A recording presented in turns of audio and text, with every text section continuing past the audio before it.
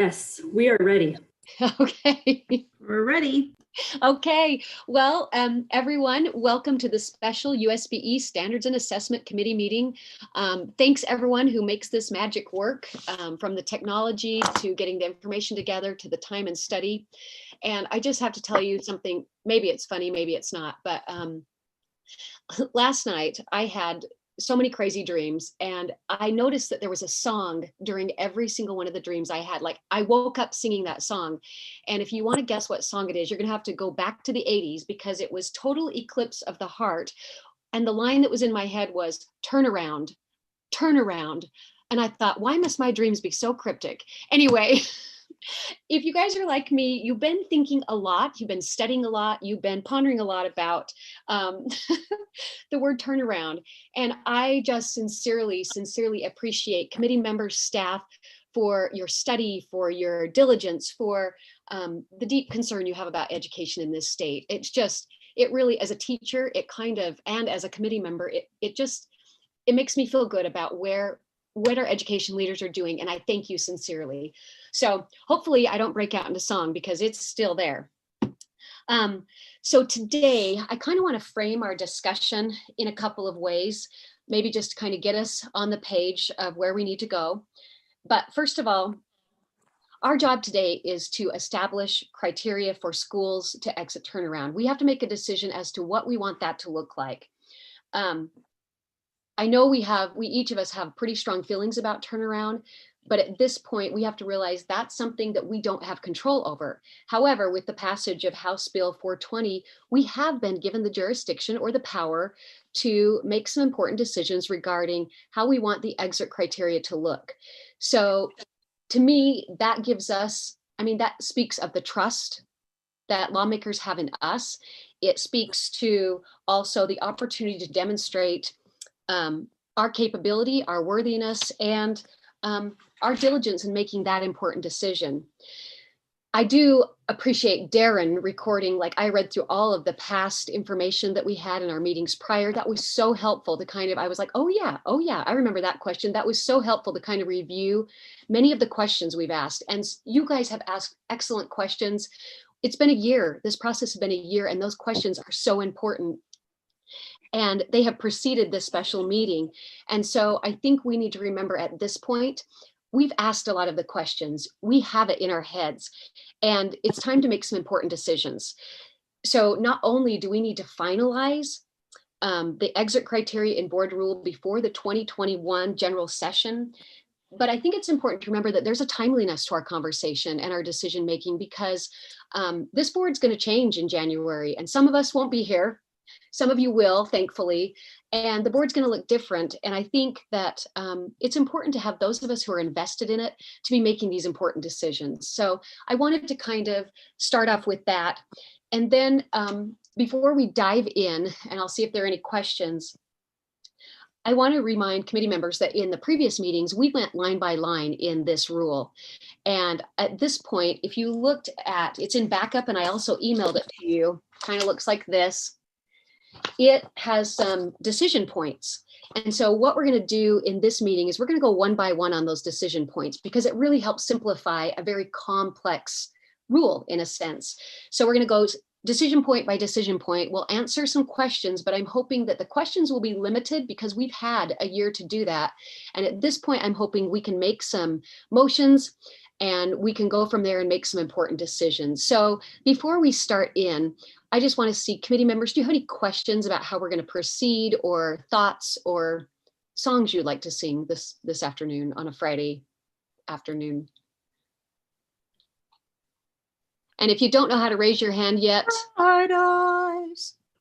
Oh, thank you. That's my song for the day. That's Great. what I like to sing. It got out for a second, it's not. Hey, do any committee members have any questions before we begin? Yeah, Jenny. Yeah. I do have a question. I'm not sure I fit within the boundaries that you just established, but if I can just ask one quick one before we get into this. And I agree, we should point. But I was looking at the whole rule, and I noticed that we have some new language that allows us to establish a committee for exit criteria because of the disruption from COVID. Yeah. And as I was looking at that, I thought about schools being brought into turnaround, and the COVID disruption is probably going to cause a big problem with that. This is a question for staff. I talked to Darren about it, and he was thinking about this. Maybe his wondering is done and he can respond. But I wondered if we need to do something that would allow us to have an extraordinary way to assess schools to get them into turnaround because of COVID. I hope that's not too far off base, but I think if we dealt with the tail end and we may not have any schools going into turnaround for the next couple of years if we don't have the assessments. You were kind of cutting off at the end, but I think what I heard you saying is that we need to look at the entry, especially during this time of COVID. Is that correct? Yes, and the only question is, do we need to do something extraordinary like we did with the exit that would only apply to these cases where we have not the normal assessment data, the normal school grading criteria to base those? Yeah, and because that would require a legislative change, and I think we should listen to the answer, but I'm wondering, and if it's okay with you, if that would work, if we could get through the exit part first, and then if we do need to make a motion, it would be to direct staff to work with the legislature on a bill file in order to address entry, because right now, if I'm understanding correctly, entry is not under our power. Staff, is that correct? If someone would respond to that. Yeah, Board Member or Chair Gravitt, that's correct. The entry requirements or qualification requirements are contained in statute currently. Board Member Hanson's question, if you're okay with me beginning to address that, and then Angie will probably jump in. She and I had a conversation after Board Member Hanson and I spoke earlier this afternoon, but in the past, what we did was because it's a statutory requirement, last year the board granted or requested waivers, a long list of waivers related to accountability and assessment. So that's one method to address this moving forward. I had mentioned to Board Member Hanson on the phone that I thought there was a requirement in statute that would allow the board not to identify schools for turnaround. And thank you, Angie, for putting that up on the screen, that 53E5302. And so Angie and I had a conversation about that line that she's highlighted, and I'll stop talking and let Angie provide us more guidance around how to interpret that in relationship to Board Member Hanson's question. So as you can see, I mean, we can let the language speak for itself. I think it'll depend. Part of this is going to be contingent on what you as a board, there was a motion that you made in last committee to approve or support the recommendations of APAC to move forward with assessment, but to seek some flexibility with respect to accountability. And so I could see if the full board supports that next Thursday. Of course, we're going to be having the conversation about what accountability looks like for this the 2021 school year.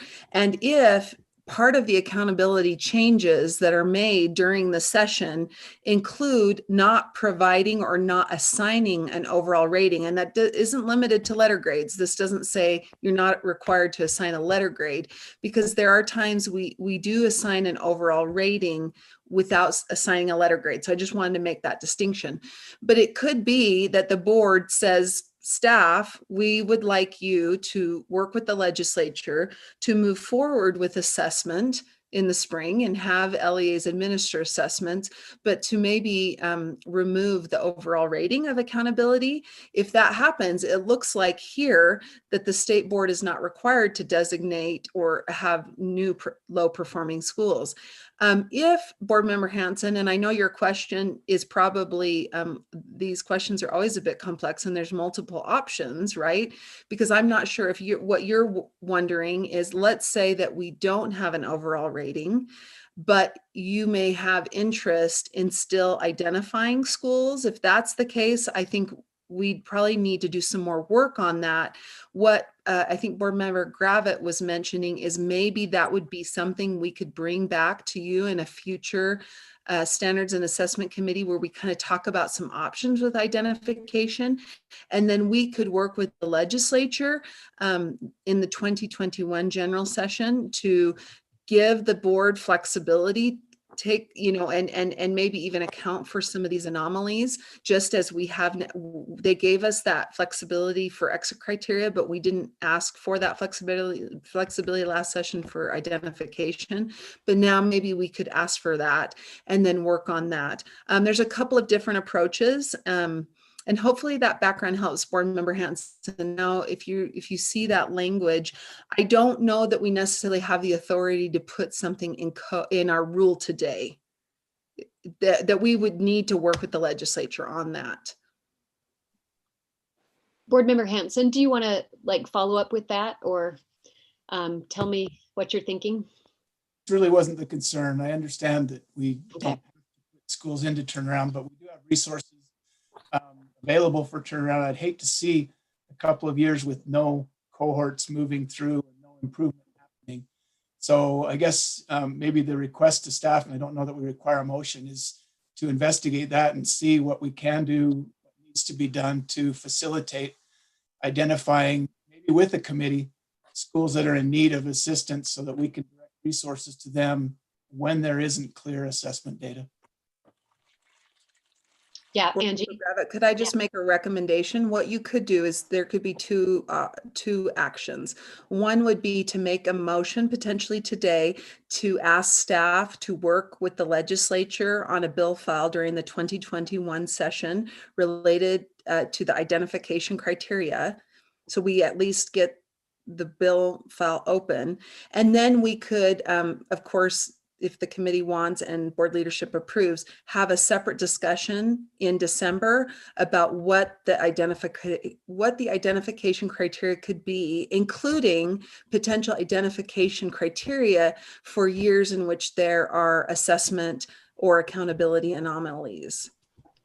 Yeah, Board Member Hanson, is that a motion you'd want to make right now? Yes, I was trying to capture that when it came up on my screen so that I could just spit it back at you, but it disappears too fast. Well, maybe I could read your mind and tell you what she said. Okay. Would that be okay? Unless you want to, I think what your motion is, because I just wrote it down, is to request staff to work with the legislature on a bill file to provide the 2021, to provide the board, in the 2020-21 session, to provide the board more flexibility to address the entry criteria for the turnaround program in board rule. I kind of muddled that, but does that capture what you want? Yes, it does. Okay, so the motion before the committee is that the committee move to request staff to work with the legislature on a bill file in the 2021 session to provide the board more flexibility to address entry criteria for the turnaround program in board rule. Is there any discussion to that motion?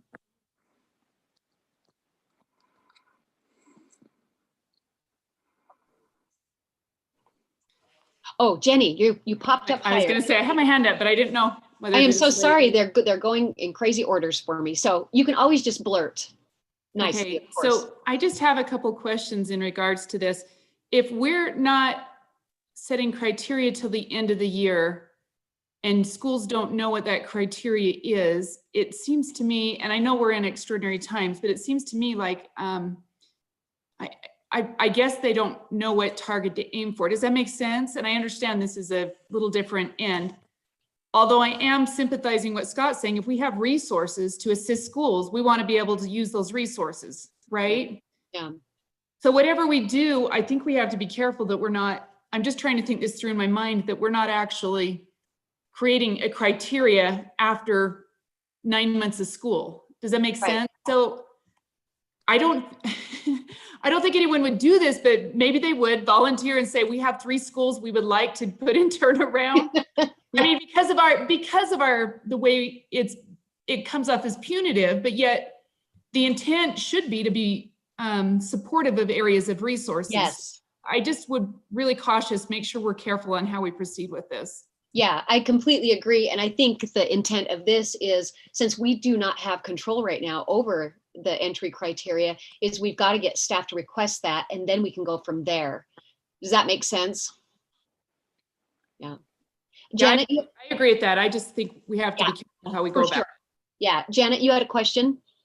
Yes, in going over all of this, it seemed to me like we spell out carefully critical needs status schools and targeted needs status schools, and they are low performing schools. And then we just say that turnaround schools are low performing schools that are identified every year.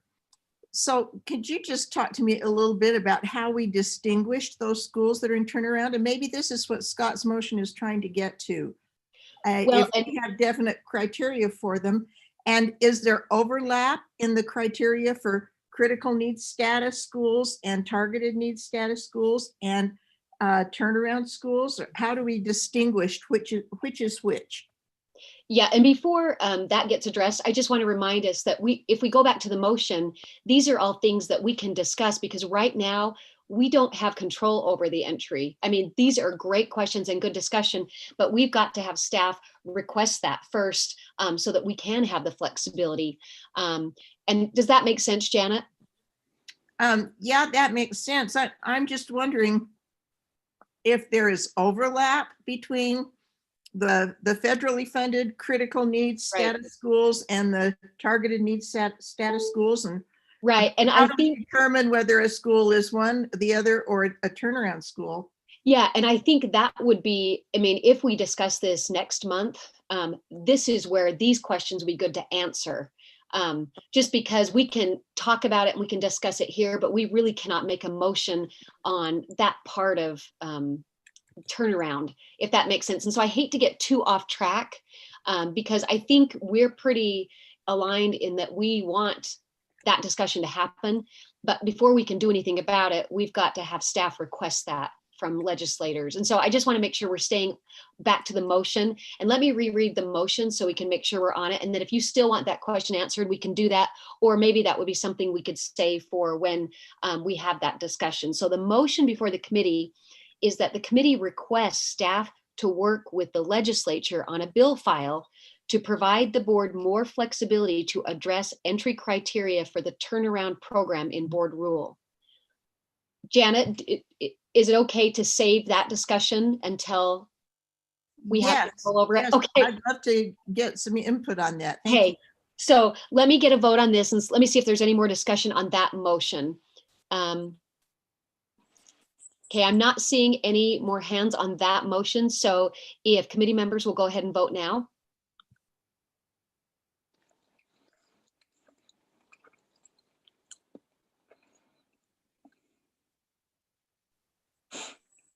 Okay, it looks like that motion carries unanimously.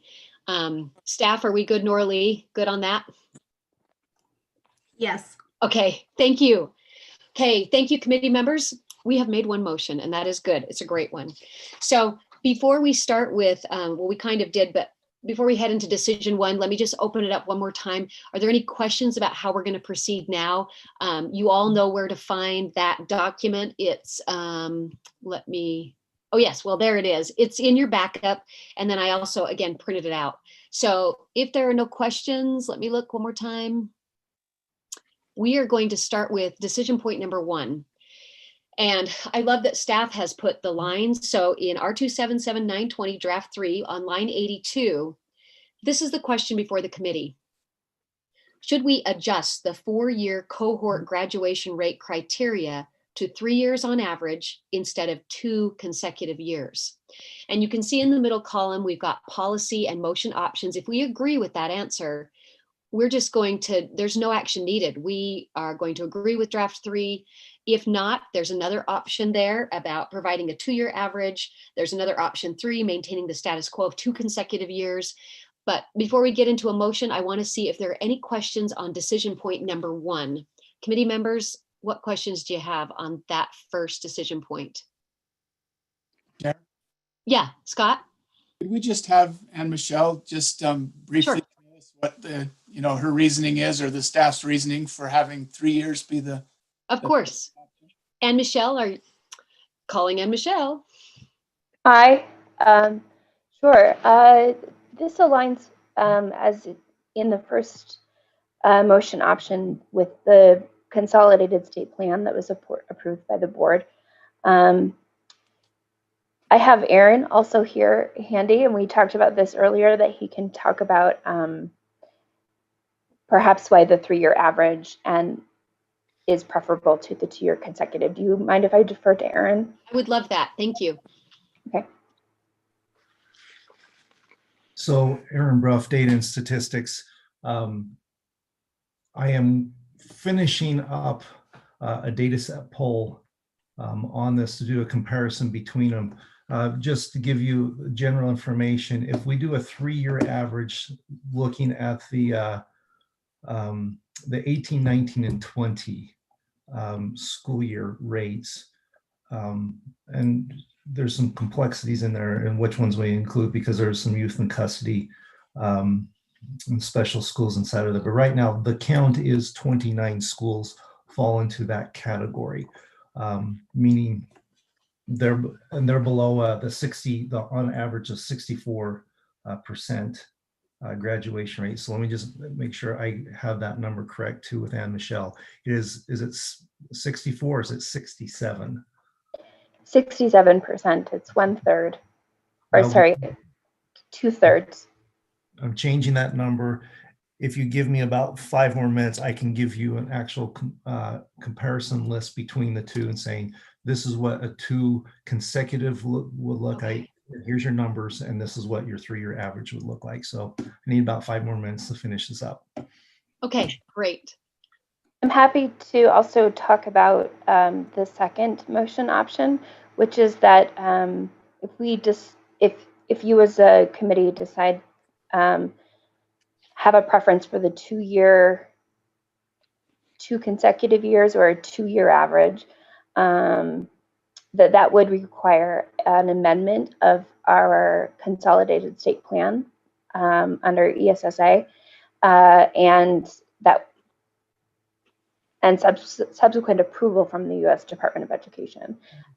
Essentially, this is matching the language that we have written into our state plan. Chair? And the method that we— Yeah, go ahead, Scott. Go ahead. Aaron's working on that data, because I think that data is going to help us to understand. Yeah. So this is a running 3-year average that we're proposing. Is that right? So every year we just look at the past 3 years and see what's happening, and schools would then be able to do the math and say, hey, here's 2 years worth of data. We're in trouble, and we need to really, they could work on it themselves beforehand because they can anticipate. Is that correct? Yeah, That's correct. Yeah. Okay. Yeah, that is correct. That schools could look at their 2-year average and know if they were in, that they have the potential to be identified for graduation in the following year. We could also alert schools to this as well, to give them at least a year warning. I really like that aspect of it, from a school point of view. So they could set a target basically based on their 2-year average. They could say, hey, if our graduation average isn't at this point, then we're not going to make it. We're going to be out next year. But am I right though that this is a running 3-year and it's calculated every year? So That's correct. Okay. Good question, Scott. Thank you. I have go ahead. if you don't mind. Yeah, go ahead. If we use 2 consecutive years, that alert or kind of warning status would be very hard, because what the averaging does is it accounts for fluctuations in graduation rate over time. And sometimes you just have an anomalous year.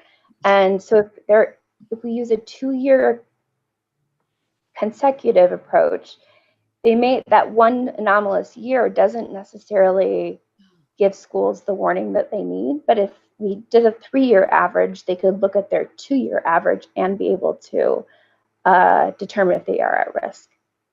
That's a great point. Considering anomalous years. Speaking of anomalous years, yeah. Go ahead. Board Member Earl, because I'm just trying to think through it too. Wouldn't it, if they didn't meet it the second year, if we did the consecutive, then technically they have to wait 2 more years. They have to have 2 consecutive years. So it actually pushes them out at least another 2 years, not just 1 more to add on to that. So is that accurate? Because they have to have 2 consecutive, so it'll be 2 more on top of whatever that year was. And Michelle, will you respond to that? Sure. As Scott mentioned, it's a rolling average or a rolling consecutive year. So every year we would be able to identify based on the 2 previous years or the previous 3-year average. So to Board Member Earl's question, I don't think that would be a concern that schools would have to wait another 2 years before they were identified. We can do that calculation every year. Okay, does that help, Board Member Earl?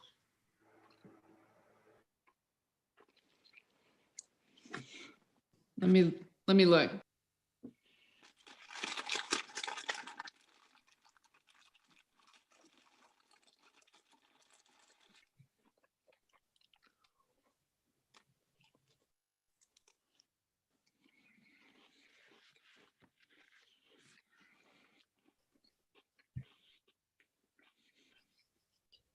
While Board Member Earl's looking, I just want to see if, and we're also waiting for Aaron, are there any other questions on decision point number 1? I mean, we'll go back to those questions, but I just want to see how many more committee members have questions on this decision point.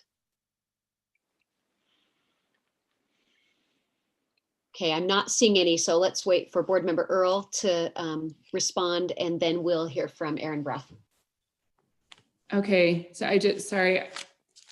You're fine, it's complicated. Mine has got so many marks on it. And you have many different versions. Yeah. So as far as the identification, right, we're saying, okay, I guess I was just saying that 2 consecutive years versus the 3 years average. Yeah, I do think but this is identification, right? Am I understanding that right? This isn't exit at this point. Well, this is the graduation cohort. And it would be looking at the 3-year average instead of 2 consecutive years. Does that? Yeah. Okay. Yeah. Okay. I know my brain flips back and forth too. I'm like, wait, which one? So this document is so great because as soon as my brain goes crazy, then I can go back to this document and say, oh, thank you, staff, for helping me think. No, this works. Okay. Oh, Aaron, you got an answer for us. Yes, and I'm going to, well, okay, so I was going to say share my screen, and I'm like, well, maybe not, because these are actual schools. And it has the 2020 inside of there, but using the 3-year average, what you get is a total of 34 schools that are identified.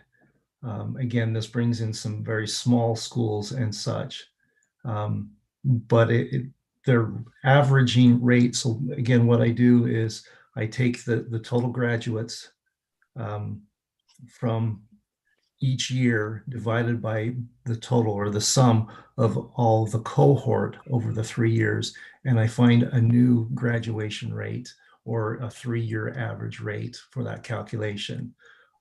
Doing that process, I identify 34 schools. Again, some of these are youth education support school.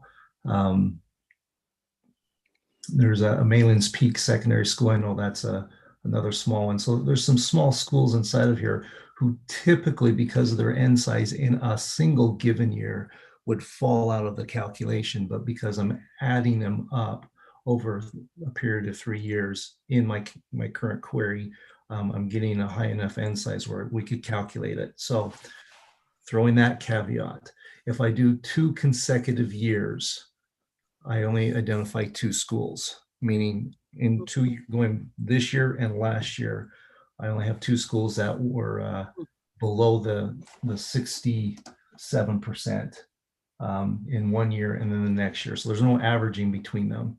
Again, so there's some nuanced tweaking that we could do to clean the query up to say, well, if one of these years, if they have a small n size, whatever, we could exclude them, which would totally pull them out. We could do something like that. But again, the difference between the two is right now 36 schools versus 2 schools on that approach. Wow. And Board Member Hanson, do you want to respond to that or do a follow-up? Trying to think about why we're looking at this data. And it seems to me that I know that 36 sounds like a lot, but we've got a 67% requirement there. And we're trying to give the schools a fair chance so that one anomalous year doesn't blow them out of the water. But I think the 3-year averaging seems to make sense, even though it is identifying a lot of schools. Those are schools who are underperforming with graduation rate and need to be looked into, find the reasons. Maybe after they're identified, then some of the things Aaron's bringing up, maybe we need to look at, like, if there are 5 kids in a graduating class and 3 of them don't graduate for some reason, that's a big deal, but it's 2 of the kids could have left or something, I don't know, for some reason, or gotten sick and not been able to graduate. And that could be anomalous. And maybe they don't need the kind of intervention that other schools may need. But I think the time to look at that is after they're identified. So I'm all for identifying a lot and then sifting through them and figuring out what kind of help they need. Yeah, and also it gives a certain amount of predictability to schools. It's like they have, oh, here's a warning. Okay, maybe we need to adjust here or there. And in the end, it's going to help schools be better. Let me make a motion that we, I guess you've got a sample motion for us here, that we align the criteria with board-approved Utah Consolidated State Plan to a 3-year average. And I guess there's no action needed, so we just need to move forward then. Yeah, I think so. So I think what we'll do, since there's no motion needed on this decision point unless we change it, does anybody object to moving to decision point number 2? And I'll just circle what we're planning to do on that one. See, I don't see any hand. Aaron, do you still have your hand up? Do you want to add to that? Just wanted to add, I just adjusted the query slightly where I said my total count needs to be greater than 30, basically saying each year you have to have at least 10. That's just kind of a rough way of doing it. It brings the number back down to 32 total schools that were identified. Just additional information I wanted to share with the group. Oh, thank you. That's so helpful. Board Member Earl, go ahead. Yeah, just let me make sure I understand exactly. I'm sorry, I'm trying to work through this. So 32 additional schools beyond what we would have, or just in general, it would be 32 that would meet the criteria based on the 3-year? It would be 32 general, and I can adjust the query if you wanted to look at prior years to see more information. But that, I guess generally what we're looking at is saying, if you do the averaging, you're going to be capturing more. If you're doing just the 2 consecutive, it's a point. You have to have this unique identifier, and this unique identifier in that sequence. It's just going to catch fewer schools, and that's the difference between the 2 outcomes. Okay, and the one had 2, and the other one had 32. Yes. That's a. Okay, so I just want to ask this question, and maybe you can help me understand this. So as we're identifying more, it also means we have less money to help those that are in the low performing, right? That is correct. So if we overcapture, then we don't have, they get significantly less funding for those that are in need. Is that an accurate statement? Obviously, yes. The more you catch, the fewer the funds are available for it. So I wonder where that balance is between what needs to be captured in order to make the progress versus, I mean, then we won't be able to give them the resources that they need if that's not a balanced approach. So I guess I don't know, maybe Darren or someone could weigh in on that, of what their thoughts are on that. Yeah, that's always been a concern of mine. That's a good point, Jenny. Yeah.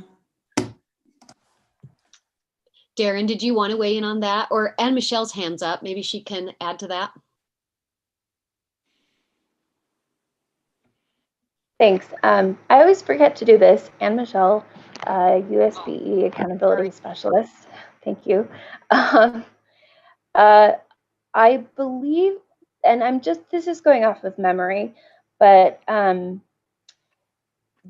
schools identified for improvement under ESSA for comprehensive support and improvement for graduation rate, I believe that there is a different funding allotment. They aren't funded as much as schools that are identified for being low performing in achievement and other areas, if that's helpful. But I think we differentiate the resources that go to schools just to support graduation as for other schools that require support. And federal CSI funds, I think, support that. I hope that's helpful. Yeah, Jenny, does that help? Yeah, yeah, in that it isn't funded the same, is what you're saying. And so, but we would have more schools that would fall under that, because this isn't an or, this isn't an and, it's an or. So it could be this, or this, right, in our criteria. And so we're automatically expanding that out to low performing schools, and then also the graduation rate, not chronically underperforming students. And then there's other criteria there too, so. This is hard. Janet, you had a question or some discussion to? Just a comment. Yeah. In referring back to the rule, this line 82 comes under the superintendent's identifications of schools for critical needs status. And I understand that critical needs and targeted needs are federal programs that are funded with federal dollars. Is that correct? And then, so we would be talking about federal dollars being divvied up in this instance, but then we really have only identified turnaround schools as low performing schools, and we aren't distinguishing between these here, which is why what we did initially about identification of low performing schools for turnaround becomes so important. So we don't mix schools and mix funds and that kind of an issue. Mm-hmm.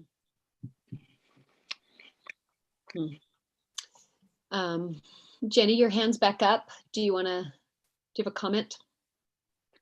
I didn't really take it down, but does that mean we get more funding? Meaning that the more we have in there, I don't think it means we get more federal funding. Is that accurate? Is someone? They're just different funding streams. Right, but we don't get. So we're identifying critical, this line is identifying critical needs status schools, which comes from federal money, is what I have understood through discussions about this rule previously. Then when we talk about turnaround schools, those are funded by state money. Yeah, in the chat, and Michelle. Go ahead. Oh, so in the chat, and Michelle says that Janet is correct. And then if we want more clarification, it looks like Rebecca Donaldson can give some more clarification. Would that help, Jenny? Yes, I just, once again, we have the problem, the more we put in there, are we getting more funding to support that? Or is it, we're distributing less money to everyone to try to assist? Yeah. It's very valid, but Rebecca, will you comment on that? please. Yes, Rebecca Donaldson. Sorry about the glare, the sun's coming in.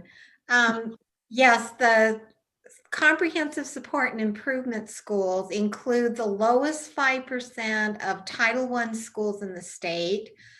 They're in the bottom 5% of Title I schools for a 3-year average. They're identified once in 3 years. And then there's another group of comprehensive support and improvement schools, and those are high schools, any public high school. They do not have to receive Title I money, but any public high school with an average graduation rate of 67% or less.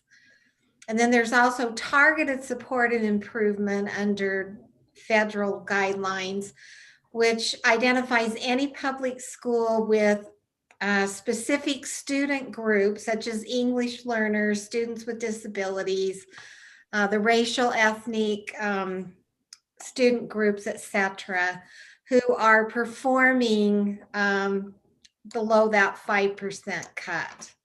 And they're identified for targeted support and improvement for those specific student groups that are low performing. Okay. Jenny, does that help? I haven't, yeah, I have another question. Yeah, I'm trying to weigh this out in my mind because if they, yeah. So, and this might go back to our data guy, Aaron. How many of those schools that you looked at for graduation were, fell into something like maybe youth in custody or not your traditional high school environment? Can you give us an idea on that?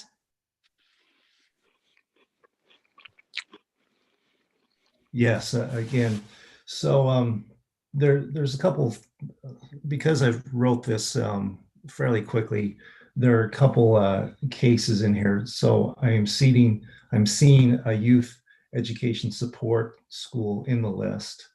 I believe that's in a Granite School District, where it's because of the school setting, they're just not going to have. Sorry, just looking at my numbers.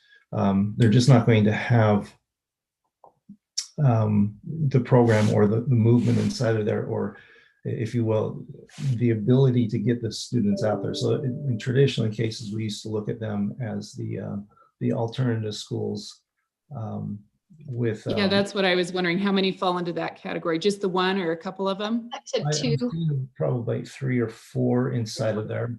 So and what percent are charters that fall into that category that have a lower population? Can you just quickly scanning? You may not know them all by names, right? Well, I'm just looking through the list saying how many of these are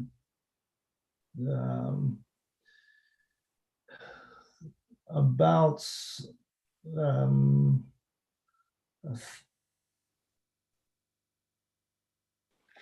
not quite a third, maybe a fourth of them are looks like charter schools.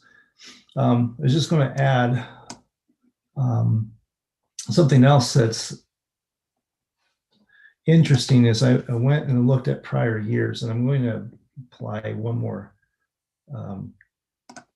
element to this query because I want to get my numbers a little bit more succinct, because what it's doing is it's looking at multiple years and saying, yeah, and this year you would have been identified, and it's looking in the past. So I think I can clean that list up a little bit better, drop it from 32 probably to about 20. I'm still working on tweaking this query. But anyway, so a couple things of note to put inside of here is graduation rates in the accountability system are delayed, meaning we don't use the current year, we use the prior year. Mm-hmm. And in using the prior year, so that information has already gone through. So the benefit of this is as you're coming into the school year, a school could already calculate saying, oh, guess what, we're going to be identified for turnaround. There's nothing that they can do with their current group in that year. They just already know that is going to happen because it's a delayed indicator. 2, when you average over 3 years, traditionally there's nothing you can do currently to fix that problem. It's already passed.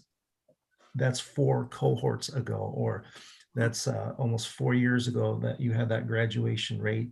And so if a school is showing improvement over that 4-year period, or they've made tremendous gains inside of there, the way averaging works is it's really hard to get out of that identification.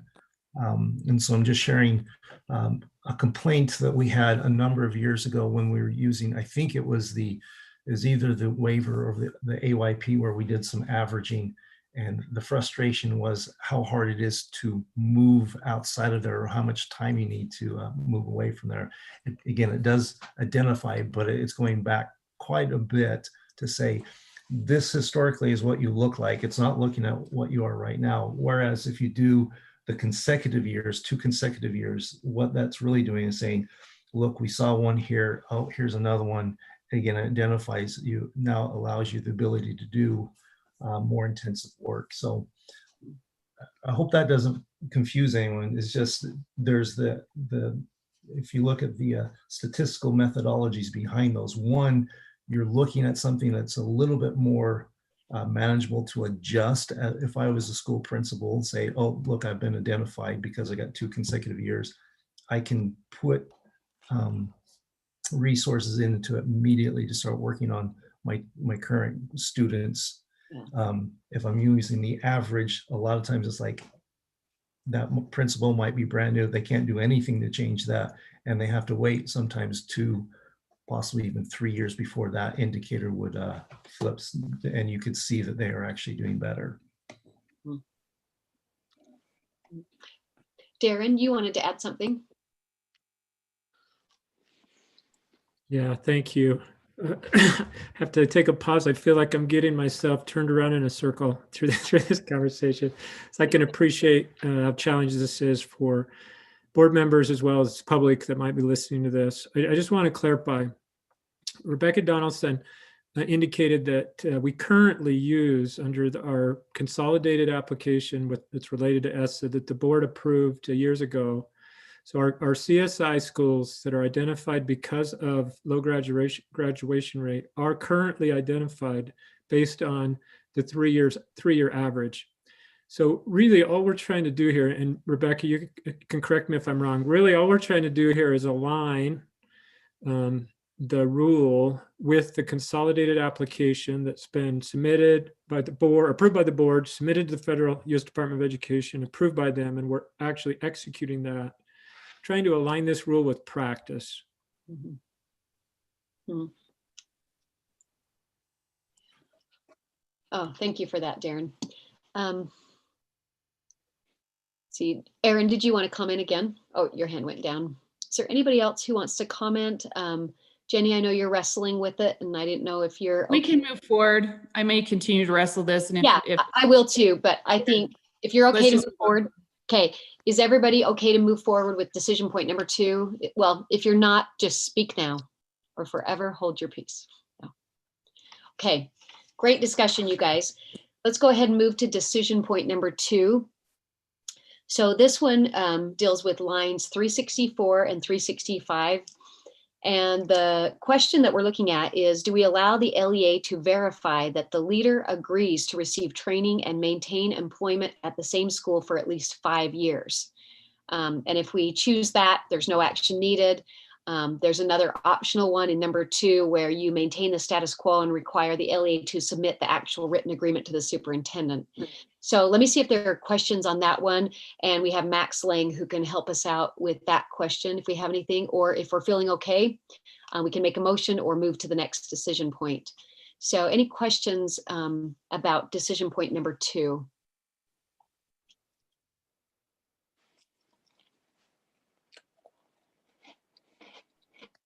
This is Board Member Earl. This is just about simplification, if I'm accurate in this, right? We're just trying to simplify it, requiring less, but still verifying for the purpose of the funding.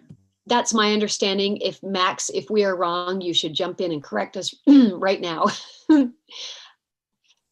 And Scott, I saw that you unmuted yourself. Does that mean you have something to say? Yes, if I may. I generally, I think it's our practice to stay out of employment type issues at the state level. But I wonder if this is not in place and we get called out on that, what's the impact? I mean, is this so important that we ought to be doing a independent verification on our side? What happens if it's not in place and the LEA doesn't have that? Okay, Max, can you respond to that, please? I'm Max Lang, specialist, turnaround specialist for the board. I missed most of that. I lost the sound for most of that question. So if you could repeat the question, I'd appreciate it. Yeah, go ahead, Scott. Sure. I was just saying, in general, I think that we at the board level or at the state level stay out of employment type issues, which verifying contracts and that sort of thing. But is this piece of information, this contract, having it in place, is it so important that we ought to be verifying it? What happens if it's not in place? What happens if the LEA doesn't have this in place and the feds find that out? What's the impact? Chair, may I? Yeah, please. So essentially just to set the context for this, the statute, and this is all state funds, this is a state turnaround bill. The statute requires that the board, through an RFP process, select a provider to provide a leadership development program. And then it also allows, or it requires, because it says shall, provide incentive pay to those who complete the leadership development program. And then it has a couple of other things in there that agrees to work for at least 5 years in one of those low performing schools. And so the change in the language is exactly that, Board Member Hansen, is that it's taking the impetus of USBE from determining an agreement between the LEA and a school principal to say they would work in a low performing school for 5 years. It's taking that away from them, making that agreement directly with USBE and providing it to their LEA. Because these are state funds. I mean, this is an incentive there. I would defer to Angie to see if there would be any problems here, but I don't see that there would be any problem in us deferring that responsibility to the LEA to have that agreement and just provide that the agreement with the principal and the LEA has been made, that they've made that agreement, and then we can just move forward with the incentive pay if they complete the leadership development program. Yeah, Angie, will you weigh in? Yes, I'd be happy to. You can see the language right there in front of you. It does not require, the state code does not require any form of verification. And I'm assuming that when we established this in the beginning, we thought it would be very easy to have, these, the verification or the actual written agreement submitted. We, as staff, felt like that's probably overkill or a little bit overboard to actually ask for those written contractual agreements, Board Member Hansen. Just as you stated, it's really more of an employment issue, but instead ask the LEA to verify that the school leader entered into that written verification. So that was the staff recommendation. And there's not going to be any federal penalties because, again, it's not a federal program. And I don't think there'd be anything in code. You have the authority to determine, you as a board, whether or not it's sufficient for them to just assure that, or whether you want the actual agreement. Oh, thank you. That helps so much, both of you. Scott, did that help you? Yes. Sounds to me like we should just get out of the way there and let the local administrators take care of it. The downside, if it didn't happen, it sounds like maybe those administrators could go through the leadership training and then they could escape. Yeah. And there wouldn't be any contract there, but that would be something that the LEAs would have to take action on anyway. There wouldn't be any employment type action if we were talking about legal stuff with the state board. So I think we just get out of the way here, leave it as it's written in draft 3. Okay, let me see if anybody else has a comment on this one before we move to decision point number 3. This is Board Member Earl. I can move on for me. I don't. Thank you. Anyone else has any objection, go ahead and speak up. Otherwise, I'm not seeing any hands. So going once, going twice. Okay, let's go to decision point number 3. Mark this. Okay, number 3 involves lines 375 to 376, and this is the exit timeline. So instead of the second and third consecutive years, we allow a school to exit after meeting the threshold on the 3rd or 4th year. And we've had quite a bit of discussion on this. And you can see that if we accept that recommendation to allow the school to exit after the 3rd or 4th year, no action is needed. If we want to maintain the status quo, we need a motion. So let me see what questions you have on that. If you look at the 3rd column, where it says considerations, it says school turnaround data indicate schools need 4 to 7 years. And I know we've talked about that for substantive and sustainable improvement. So it seems like we have had in the past a lot of agreement on that, but let me just make sure if people feel okay about that one. And if I don't see your hand, because I'm having to scroll up and down, just speak up. Okay. This is Board Member Earl again. Yeah, thank you. I just have questions in regards to funding again. Okay, go ahead. If we're extending, and it's sounding like they need 4 to 7 years, Yeah. from what we're saying, right? But at the same time, we're extending that out. What happens with the funding? Is it divided out less per school? Does that make sense? Or are we just identifying less? It doesn't sound like we are. I don't know if anyone can answer that question. So it looks like Darren or Anne Michelle would be good on that one. Or anyone else. Yeah, I was actually going to recommend that Max Lane might be the best, Okay. or Tracy, as they Okay. deal with their contracts and working with support organizations that help with turnaround. So I don't know, Tracy, would you like to take that one? This is Tracy Vandiventer, Director of the Center for Continuous School Improvement. And thank you. I would like to highlight in that last column where it refers to the school turnaround data that indicates schools need time typically to make that substantive and sustainable improvement. And as we looked at this rule as it was, we felt that they needed an additional year to be able to make that substantive changes. And we're recognizing that not all of the schools are able to do it in that short period of time, or unfortunately, they move from the school level or the state level identified of, turnaround into possibly the federal comprehensive school improvement level. So what we were trying to do is avoid them slipping into another level of school support by helping to make sure that they've maintained and built a substantive and sustainable improvement. Making those changes within a school. I was a turnaround principal for a number of years in a couple of schools, and it does take some time to work through your staff changes and your policy changes and the focus and the work with your students. So that is part of what is helping to drive this recommendation.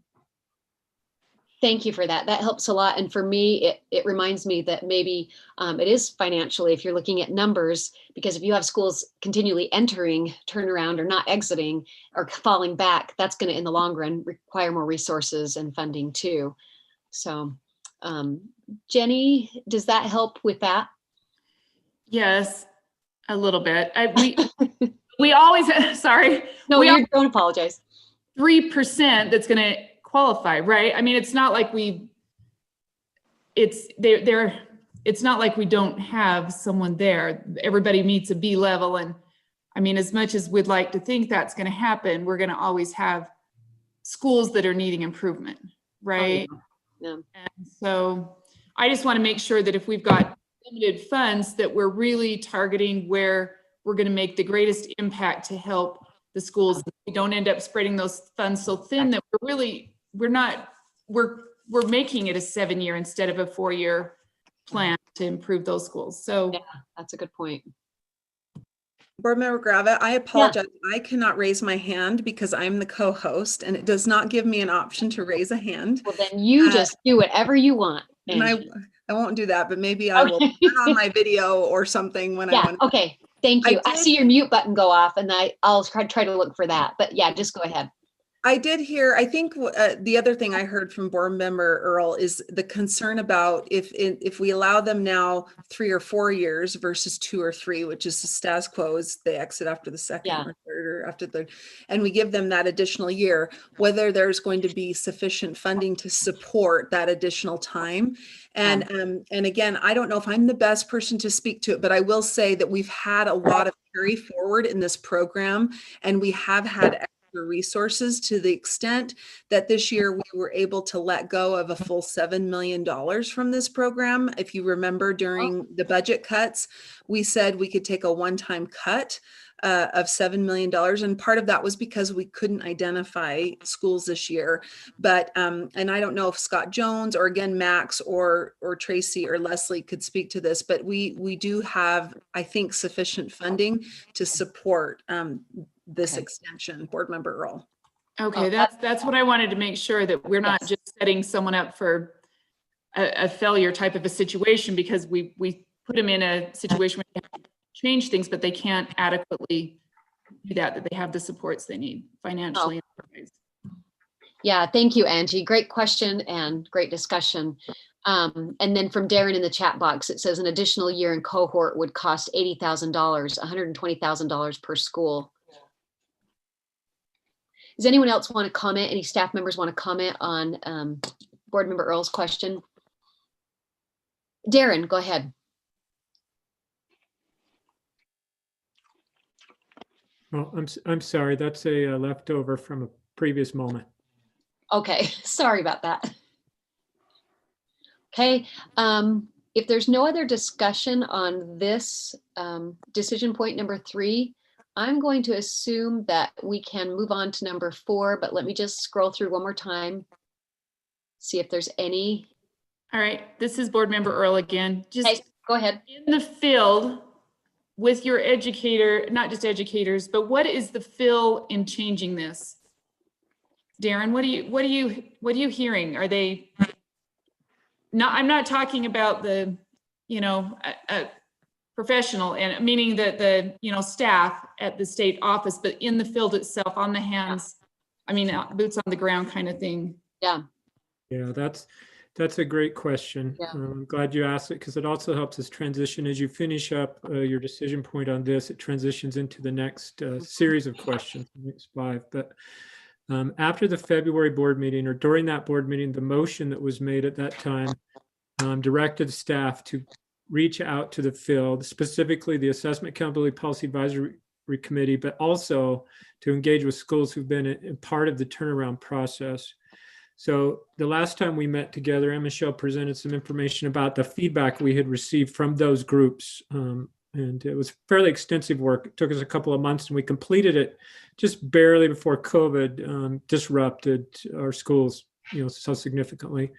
One of the requests that they asked, in addition to the others that you'll see in these rules in the coming decision points, was adequate time for implementation. So the feedback we received from those groups was positive around extending the time.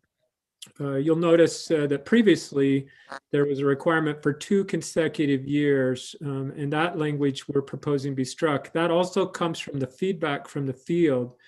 So an understanding that they need adequate time to be able to really make substantive and meaningful and sustainable changes is acknowledged from the field and appreciated. What was concerning to the field, and again, this bleeds over a little bit into some future decision points, was this 2 consecutive year requirement. Because if a school in their second year, which would have been previously, there was a 3-year requirement, or if we go to 4 years, if in their third year they don't meet the exit criteria, then they automatically know that they're not going to make it, even though they still have an additional year before they can apply for an extension. So the support from the field is there for the 4-year, extending this to 4-year. Yeah, thank you, Darren. I think I remember that discussion now. Jenny, do you want to have a follow-up, or are you good? No, that's fine. That's good. Okay, great question. Thank you. Okay, I'm not seeing anybody else. So it looks like we are going to accept number 3. And let's go ahead and move to number 4.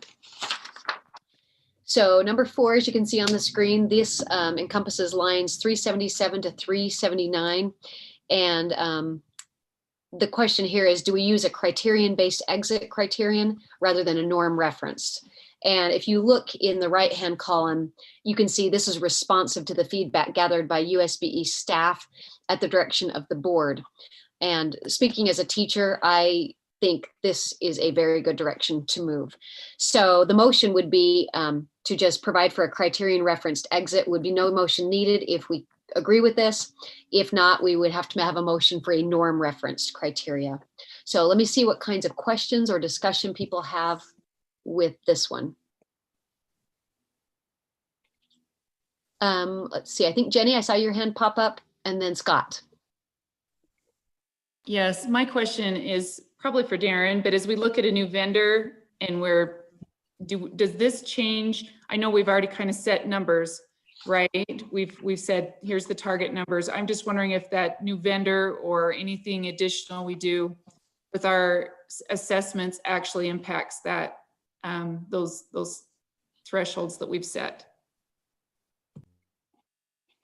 Another great question. The assessments that we utilize, whether it was previously the SAGE or the RISE, obviously with the vendor we had before this year, there were problems with the actual delivery of it, but those feed into the accountability system, and school turnaround is tied to overall school ratings. So the vendor that we select, because they'll be required to utilize our state assessments and deliver those assessments on a platform, which would be what we're primarily paying for from them, and to help us score those, shouldn't impact this decision point on the criterion that we're going to select. However, if the criteria around using the school accountability system and overall points changed, then the criteria associated with that would also need to change. That happened at Okay, thank you. Thanks, Darren. That answered my question. I don't have any further. Yeah, thank you for that. Board Member Hanson, go ahead. Thanks. I'm all for the criterion based. I think that makes sense. We can do that, but as we look at what is laid out here, we've got this B letter grade and closing the gap by 1/3 part of it in there. That's the part that I'd like to explore a little bit, maybe ask some questions. I talked with Darren a little bit about this earlier, but I think if I'm envisioning this right, a school could come in at the bottom of the F in certain areas, and then we would just be asking them to come up 33% towards a B. I'm not sure where that would potentially leave them, but they could be maybe still a D or a high D or something and exit. I don't know. I didn't run any numbers or anything. I don't know the points totals for how those grades are calculated, but maybe staff could comment on that. I personally would be comfortable with a school has to achieve at least a C- or something to exit, so the school would know, that was a criterion-based reference. They know what they have to shoot for. But this seems kind of open-ended, I guess, or variable, where some schools could be coming out at a B level or close to a B, and others could be way down low if they started very low. I'm not sure that's enough to get them out of turnaround in my mind. So maybe someone could help me with that. Okay, before we move on to that, I just want to make sure you were kind of cutting in and out, but I think I got most of it. You moved to decision point 5, and I just wanted to make sure that everybody was okay. I wanted to scroll one more time and make sure, did anybody else object to the criterion-based exit criteria? And Jenny, your hand's up, but I think you were okay with that. So if nobody speaks up, okay. So we're now on decision point number 5, and let's see, Darren or Anne Michelle or anyone could jump in and maybe address some of Board Member Hanson's questions regarding decision point number 5.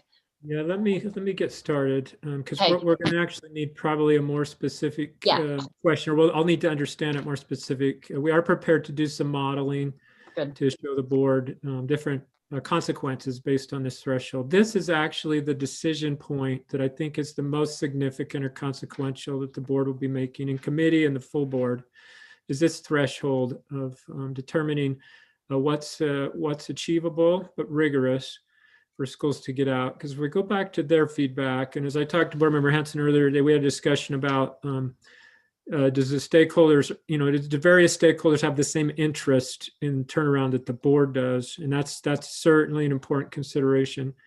But the stakeholder feedback was really clear to us as we sought that from them about this attainable but rigorous. So the modeling that we provided, and Anne Michelle provided earlier this month in committee, and then the proposal that we started with here, we acknowledge that's a starting point and a suggestion that comes from the feedback that we received from the various stakeholders. But this is a point that I think the board, both committee and full board, should attend closely to. So I'm going to stop talking, and Anne Michelle is prepared to do some modeling if you have proposals. If you remember, before we get to that though, I want to just go back and remind us of this threshold that's in the rule, what that looks like. As we looked at various scenarios of closing the gap, philosophical approaches versus what Board Member Hanson is saying, picking an exact target for all schools to seek out. And so we had 5 scenarios.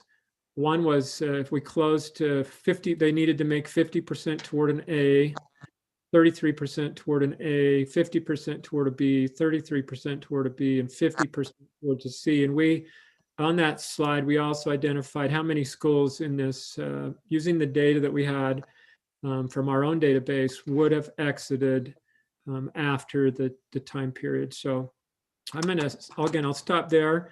Remember, Hanson, if you have a specific range that you'd like us to pick, and then I believe Anne Michelle is prepared to put that into our simulator or tool that she uses and be able to tell you what that outcome or impacts would be on the schools.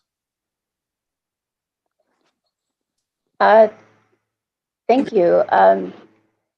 Yes, I'm happy to share with you the modeling tool that we used, if that would be helpful to help you see the data.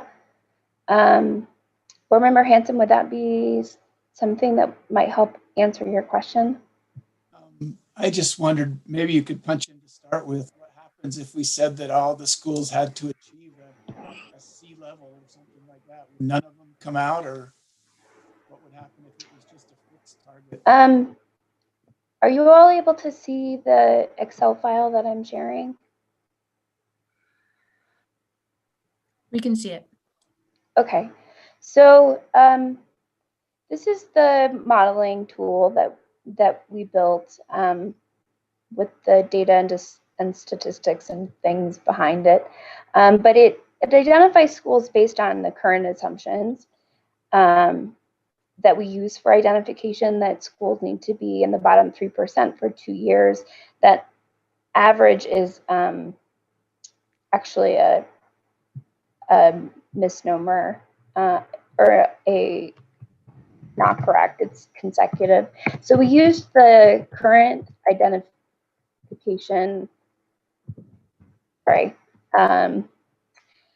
rules that they would be identified in the bottom 3% for 2 consecutive years based on their overall score and accountability, that they are identified annually. But we did use the number of years to exit as 4. And these are all of kind of the parameters that we have to sort of adjust and play with. So, and the results appear over here. They're a little bit confusing, so I'll try to explain. In the first year of identification, we identified 23 elementary schools and 4 high schools. The document, the PowerPoint that Tracy created showed that we identified, I think, 26 schools in the first year of turnaround. And so this very much aligns with what we found in our modeling using the current identification criteria. So we're looking at the percentile threshold of all schools, not just Title I. And the percentile for the percentile threshold for identification was 3%. So that's matching our current system. To exit, we looked at the being above the bottom 5%. That's that assurance piece that says schools won't be immediately re-identified for turnaround or for CSI, that they have 4 years to exit. But then here we can play with any configuration you would like to see. 1/3 of the way to a B was what we found most aligned with the stakeholder feedback, but we can look at 1/3 of the way to an A and see how that changes how schools exit. What you'll see is this number of schools that were identified in the initial year, they're going to start to exit in the 4th year over here. So if we do 1/3 to an A, 10 elementary schools would exit and 2 high schools. I'm happy to model anything that you'd like to look at, but 1/3 of the way to a B was the where we landed with in alignment with the stakeholder feedback. Yeah, Board Member Hanson, is there something specific you'd like her to play with while we kind of view this? Yeah, could you plug in 100% of the way to a C and just see what that does? I'm not comfortable with the part where some of these schools could be starting very low, and when we have this variable criteria, that would have them ending quite low. I know we have the 5% to catch them, but I wonder what their grades would be. I don't know that your model would do that. It said the lowest performing school, if they came up 1/3 of the way, what would their ending grade be? But maybe you could just plug in 100% of the way to a C and see if anybody passes. Well, we're having to go over the turnaround school criteria before it goes to the board next week. Board Member Mark, you're unmuted. I mean, yes. There you go. Thanks. So if we went with 100% to the letter grade of a C, no schools would exit from that initial cohort. So all the schools would be at a D level then at the end of turnaround still, and we'd be yes. Back and they'd come out with. Whereas I apologize. Here we have 1/3 of the way to a B exits 9 schools in elementary and 2 in high school. Do you mind if I swap tools? We did make some adjustments, and I might need to open the more current version. Do you need us to give you a minute and we can go to other questions while you're doing that? You can ask questions, certainly. Okay. It will just take me a minute to open this up. Okay, while we're waiting for Anne Michelle, what questions do other people have on decision point number? One of the things I wanted to say in the right-hand column is stakeholders recommended exit criteria be rigorous yet achievable. And I thought that was very important, with 75 to 85% probability that a school will exit. That's important to me. So I just wanted to comment on that while we're waiting. Okay, Anne Michelle, whenever you're ready. Yep, it's ready. Let me just pull it up. Great, thank you. You're quick.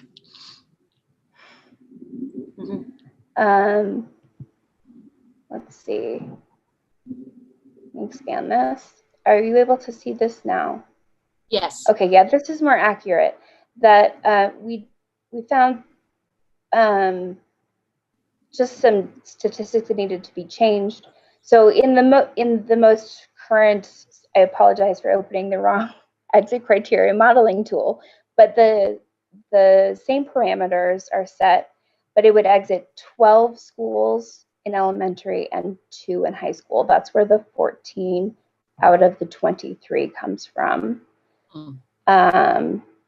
If we look at Board Member Hansen's suggestion of 100% to the letter grade of a C, we go to 3 schools exit in elementary and no high schools exit from that initial cohort.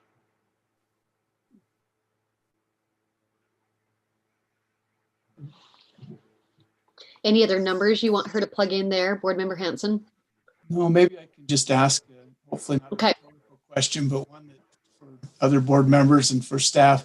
So are we comfortable at going through this turnaround process and then exiting schools that may not jump right back into turnaround, but they're at a D level, that the report card would show that they're, if we go back, there's schools that are still in need. They're developing schools, I guess, or I don't know which one aligns exactly with the D, but these would be D schools coming out of turnaround. Is that okay for us? I understand the stakeholders, but I think that their interests may be a little bit different than ours, because there's a stigma attached with turnaround, and a lot of the stakeholders don't want to be in turnaround. And so that achievable part is very important for them. It's important for me as well, but I think that I want to see sustained growth. So I want to see an upward trajectory where the schools are improving each year, and not just blipping up and then falling back down. And then I want to see real improvement, for me, to a certain level, but maybe that's not what everybody else's vision is. When I think schools exiting turnaround and there's D schools, is that okay? Oh, you bring up some great points. Could any staff members respond to that? So I'll comment on it. Okay. And just the fact that I think that is the board's decision. That really is, as the policymakers around this rule. Some of the other things that are here, easy for staff to provide you clear direction on and answer questions. But to Board Member Hansen's question, I think that really is for the board to determine what do you believe is rigorous yet achievable. Yeah. Do we have any other committee members that want to weigh in on that? Board Member Earl? Yeah, so I had a little bit of a discussion earlier with Darren too. It must have been that kind of a day, right? So, but I keep thinking in my mind, or I have to keep in mind that most of this data comes from our state end of year assessment. And I've been part of the assessment group that's been working on our moving forward. And this keeps coming up with the educators there, that this is only one part of what we do. And so if we're not careful, we make the high stakes assessment more high stakes. So there's a balance in it, right? And if you can't get out of turnaround, so to speak, but I do agree with Scott Hansen. I do think the expectations need to be high. And I was asking, which it sounds like we'd have to do something more than this, but there needs to maybe be other criteria that isn't based only on the growth and score of the end of the year assessment, where we're looking at more factors that are taking place in the school. And so it's not punitive, it's more growth oriented instead of the other way around. And I know that that was weaving into the whole philosophy behind turnaround in the first place, but I think there needs to be some broader looks at that, because it would be hard for me to tell schools that they're making improvement, but it's not enough. And so we have no schools leaving turnaround. And it's based primarily on the end of year assessment, because it puts more emphasis on this is all we value, right? Yes. So I don't know, this is a tricky thing, because we want success for our schools, but we do want high expectations to be met too. Right. And we also have to define, we don't have the option of changing what that success means, that's just not really under our authority right now with the whole turnaround program. So we have to decide, based on the definition of success, what do we want it to look like? And I do agree with you, Jenny, that like having this one score be almost unattainable is so demoralizing in a way for schools. And so I want it to be something that schools can achieve. And yes, of course, I agree with Scott that yes, we want sustained growth, but growth looks like a lot of ways. Growth looks like a lot of different ways besides the test. So it's hard. It's really hard. Anybody else want to comment on that or add your thoughts? Because this is kind of an important, well, they're all important, but this is a tough decision point. Chair, may I? Yeah, please. So I'd like to point out that the board member Earl is correct that much of the accountability overall rating or overall score is based on end of year summative assessment. But we've also worked really hard to include other measures that aren't assessment based. Those include graduation rate, English learner progress, engagement in post-secondary readiness coursework, which is like AP classes, concurrent enrollment, and those other post-secondary indicators that aren't assessment-based, that we have tried really hard to include pieces in the accountability system that aren't, that it's not based exclusively on the assessment results. Right. Is that the same for the elementary though? Those younger grades, that's, I think what you're referring to is primarily older. The language assessment, you're right, but that is, once again, that's an end of a year assessment, right? It's not a, formative or, that type of a thing. So it is at one reflective point, but it is a cumulative. So are they? And our system is what's called compensatory, that if a school performs well in one area and not in another, that they compensate for each other.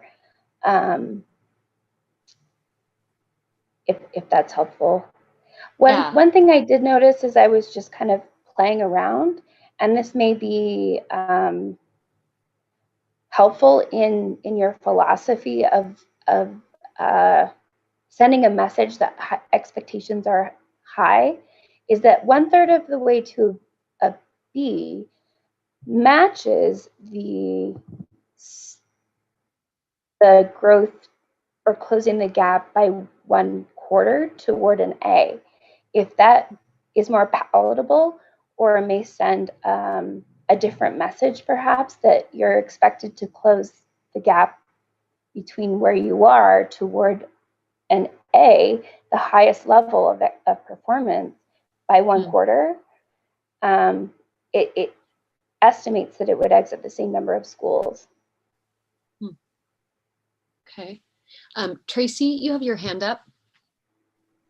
Yeah, this is Tracy Vandiventer, Director for the Center for Continuous School Improvement. And having just come out of the school setting as a leader of turnaround schools, I wanted to emphasize that the Data Gateway gives us so many ways to celebrate because of the emphasis on growth and work with our English language learners, as well as that early literacy. So although I know there's a lot of angst on some teachers' parts that the end of level assessments are one snapshot, it isn't just giving us points for having proficiency.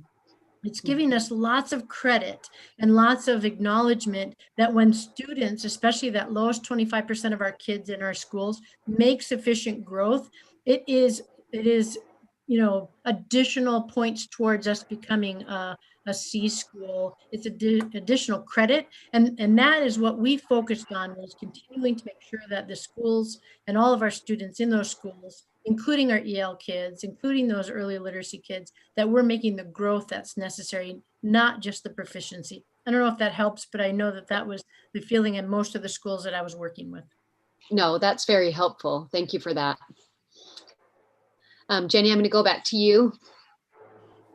Yeah, but the growth is based on that end of year assessment too. Once again, it is, we're using that for both the growth model and the, anyways, just once again, just it is one key point. So you're right. We did take that into account. We've got all those components. I don't want to disparage that, but it is just that end of the year assessment. I just feel like there needs to be more to this. And this is a broader dialogue, I realize. Yeah, but it's a good point.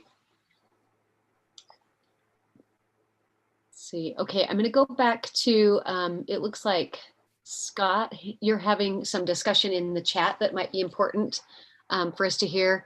Do you want to talk about what your questions are? Yeah, I really think that we ought to aim, as far as a goal, to having these schools be at least average, which is a C level. And maybe we can adjust instead of 100% of the way to a C, we could adjust to 75% of the way to a C or something like that. What Darren brought up is that in the chat is that 20% of our schools are in the D range, which that's maybe a bell curve. I don't know. That may be what happens when we grade the schools that way.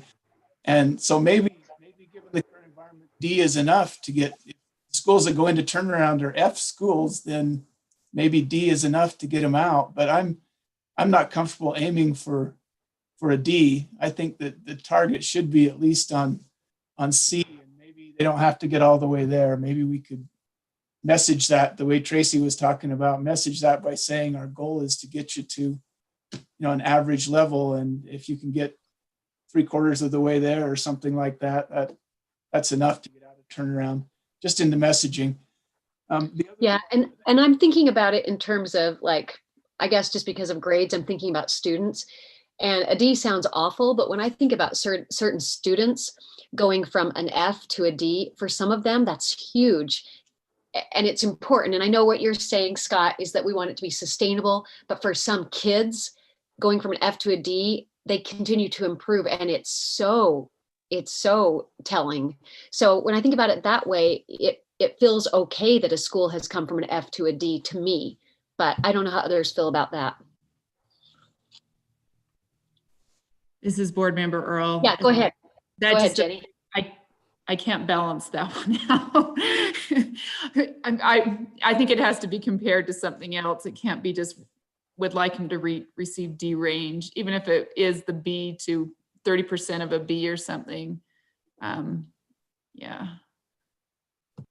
So Jenny, let me ask, are you in agreement with Scott on that we need it to be more rigorous? I want it to be successful. That's what I want to have success. So however we can frame that, but I don't want it framed as just, we hope y'all get to the D level. To make growth. So yeah. No, and that's not the message I was trying to say. I know what you're saying. To move okay. I just want to clarify. To a grade, actually, right? But yeah, because I mean, for some kids, D is huge improvement, etc. But I guess what I'm asking, and I'm kind of going to put you on the spot because I just want to get a sense of where the committee is. But are you okay with the 33%, Jenny, or are you thinking something more rigorous? Because I think I know where Hanson is, and I just want to get a sense of where you are. I'm not thinking more rigorous. Okay. No, I'm not thinking more rigorous than what we've got in here. Okay, so you're kind of on the other end. We've got Hanson here, you're here. Okay, I'm probably in the middle. I kind of want to get a sense of either if Janet or Mark, if you could tell me a sense of where you are. Chair, I'm not. Oh yeah, go ahead. Sorry, Scott. I'm sorry to interrupt, but I'm not sure you're go ahead. Right as far as rigor. I think that we need this to be achievable. I don't like 30% to an A or a small percentage towards a really high target. I would rather have 75% to a C or something like that, which may match up in rigor, but I think that looks like we're asking for more growth coming out. And then the other piece of this that maybe we can talk about after this criteria is I think we need to have 2 years of sustained growth. So we're seeing an upward trend in a 2 consecutive year basis before we graduate them, because that's what we want to continue. Dinner just chat about continuous improvement. We want Okay. a systemic change that's going to result in continued growth after they exit. And if there isn't some kind of measure of sustained growth, then we might catch them on an upswing. They get out and then they come back down. Or if they're really erratic and have a great year and a bad year and a great year, that's not the indication that their system is working. That's the indication that a couple of people are trying really hard and it might work for a short period of time and then it falls off. So that's another piece. Let's get the criteria down and then move to that. No, thank you for that. That really helps. And you bring up a good point about, if our goal is to have continuous improvement, that's something we need to look at. I'll just throw in my bits here if I can. Okay, yeah, Janet, go ahead. Yeah, Darren put some interesting things in the chat that resonate with me. He said, we don't want them to exit at the floor if we have the exit point be on the lowest possible end. I'd rather have them exiting at a little higher and look for that continuous improvement so that we don't have them exiting out and then falling right back down into being a turnaround status again. So I think we need to be with them. We need to give them the support that they need to really improve and keep going towards improvement. Okay, thank you. That helps me kind of get a sense of where we're going here. Board Member Marsh, go ahead. Yeah, thank you, Chair. I'm more in line with where you're at, kind of in the middle. I think that the sustainable progress of what they're doing, and that it's a continual slow progress moving up and not just a big jump and a leap, would indicate that they're actually turning around rather than just doing something to quickly fix it to get out and then slide back in. So that's where I sit. Thank you. That helps. That just felt like they might pull a muscle if they do it too fast. That's what, Board Member Earl, go ahead. So could you do the numbers again for like a B at 25% and a B at 30%? I'm just wondering what those look like. Sure. So 25% toward a B would exit 16 schools. And I think 33% exits 14 schools. Okay. Was the first one 17, did you say? 16. 16, okay. If I may, elementary, right? It's been a long time. Yeah, more elementary school, far more elementary schools were identified than high schools. So half of the high schools identified in the first cohort would exit.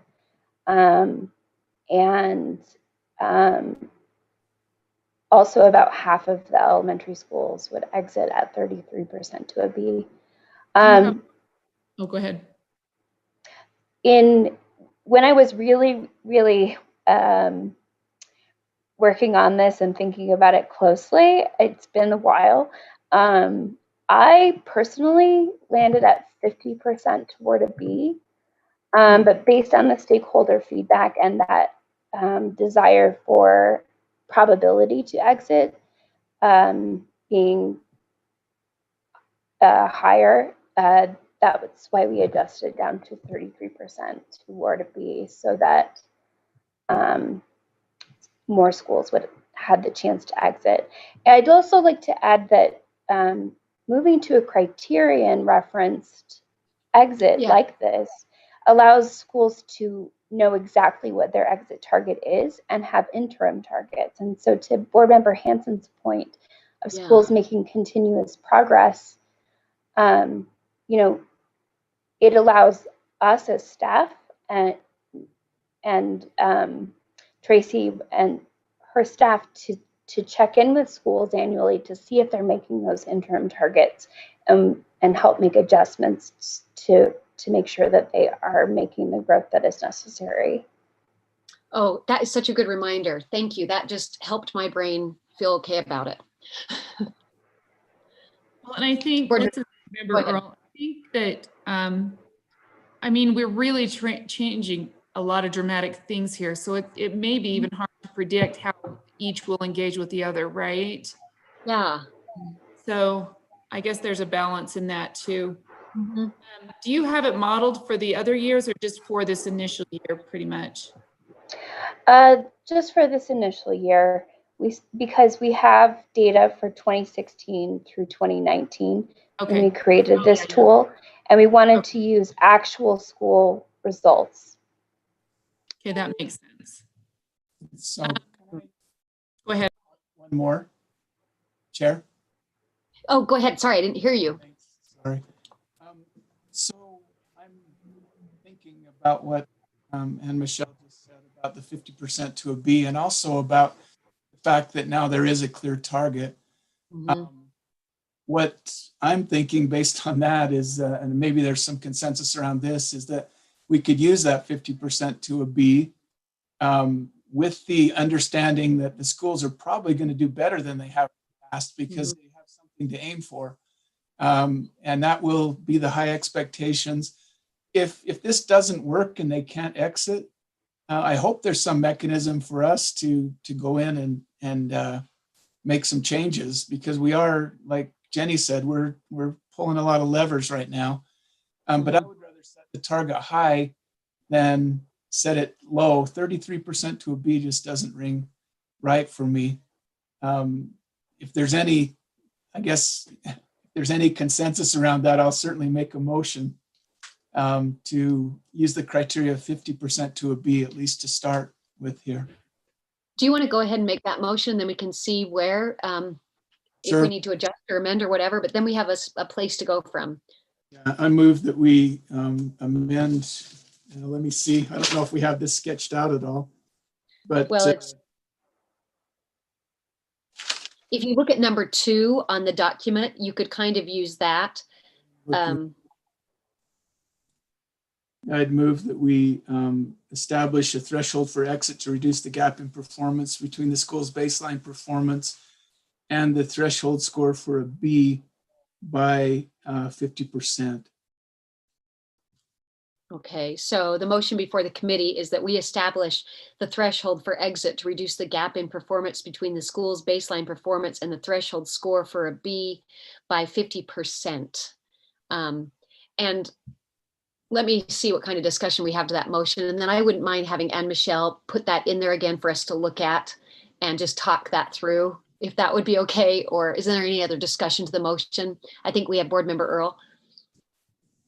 If we had other criteria in addition to this, I would feel comfortable with it. But once again, I put too much on that end of the year assessment. And yeah, I do want high expectations, but I feel like there needs to be other criteria we're looking at in conjunction with this, which we are not. I mean, we are, but we're not. We're using that end year assessment in graduation versus. So that's my concern there. Oh, and the other thing is stakeholder feedback. They wanted the ability at a certain percent to get out. So I won't be voting for this. Yeah, I share your same concerns, Jenny. Number 1, the stakeholder feedback. And then I'm just a little bit hesitant to go up that much. Anyway, let's see what other discussion we have to this motion.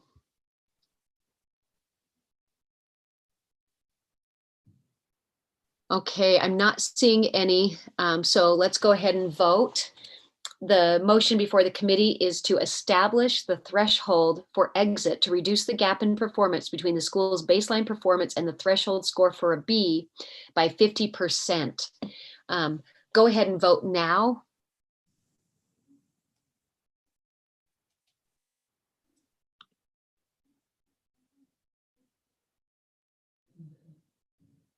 Okay, so the motion does not pass with, in favor is Board Member Hanson and Board Member Cannon.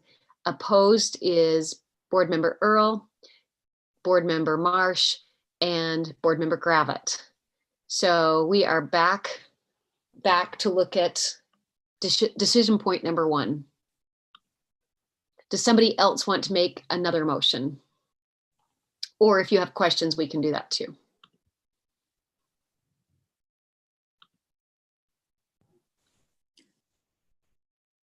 I think we move on.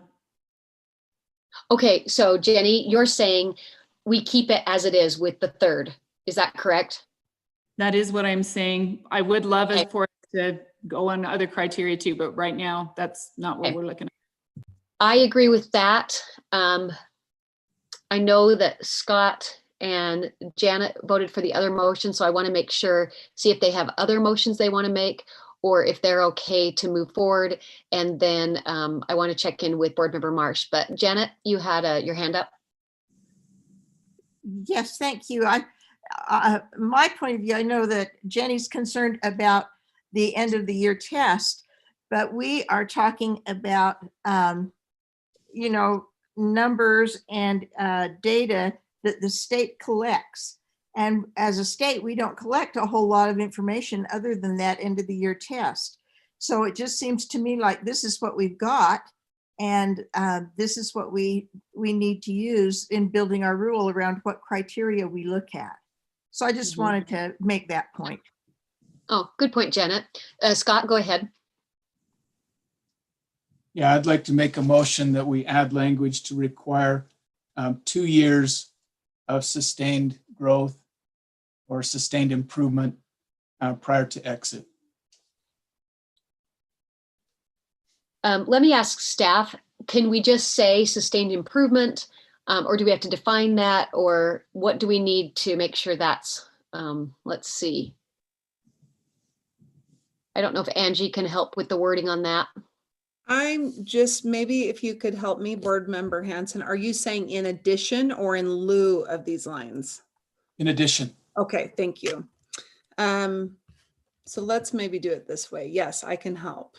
Of course you can. This way will be to do. I always get a little bit nervous when I'm group drafting. Could you restate it one more time, Board Member Hanson? Your what you wanted it to state. Thank you. Yeah, and that is, let's see, that the school Sustain or shows 2 years of sustained improvement, he said. Sustained growth for 2 consecutive years immediately prior to exit. So they're on the right trajectory is what I'm going to look for, that they're. So 2 years and demonstrates 2 years of sustained improvement immediately prior to exit. Chair, may I? Yeah, go ahead. Make a suggestion? And perhaps that could be framed around the interim targets that we're able to calculate if using this model, that they meet their interim target. Yeah, that's what I was wondering. Years. We need to know what it is they're improving, or what does that look like?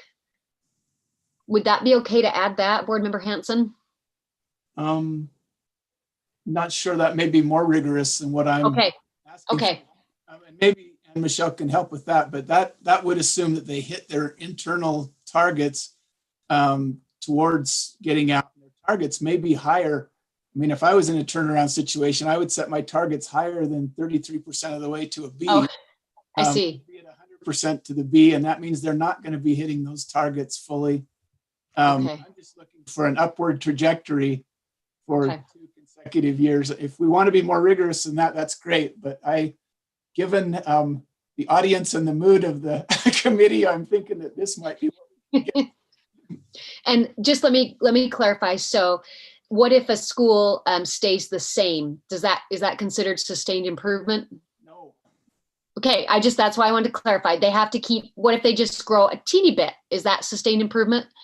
That is, and Darren has that in the chat. And I mean, we can do more than this. I'm certain. Okay, I just wanted to clarify, because I don't want it to be just unattainable, but as long as you're just saying at least, okay, I see it now in the chat, at least 1 point increase over the prior year, like it can be any kind of improvement, but it's not going. And would that be a 2-year average, or or would it be two? That would not be an average. That would be improvement for 2 consecutive years. I'm looking for a positive slope on the improvement line for those years. So if they had like just a little dip because of maybe there's a pandemic or something, they would have to go back. Could we have Anne Michelle share her data that she offered to share? She said she could share the exit and interim target data if that would be helpful. It would be helpful to me. Okay, would that help with this motion that's on the table, Janet? I just don't want to get off of this motion. Well, like I want to make a decision on this motion. Does that make sense? Because like I don't want to to have discussion about this as we were trying to put this motion We together. did. Yes, I think Anne Michelle is trying to help us with the motion, Chair, if that's possible. Yeah, okay. I'm okay with Yeah, getting go rid of ahead, Anne Michelle. I'm okay with getting rid of sustained like Angie just did. That's fine. Okay. So I built this exit target calculator similar. It looks very similar to the previous tool. But it says, you know, this is an example school that earned 25 points out of the 150 points possible. And their year of identification was 2019. So over here under interim targets, it shows they need to make 4.5% growth or add 6.8 to 7 points annually in their accountability growth. So, I mean, in their overall accountability score. So I wanted to share this as a way to gain a sense of how rigorous the interim target might be. That they start at 21% of the accountability system. Their exit is to end at 34.9, and their interim targets are 4% and 6 points. And if that might be helpful in deciding if that is enough improvement. It could be, like you said, it could be 1% improvement as long as it's an upward trajectory, or we could define it in this way that they meet their interim targets. So this is board member Earl. I'm just trying to think out loud here. I don't know.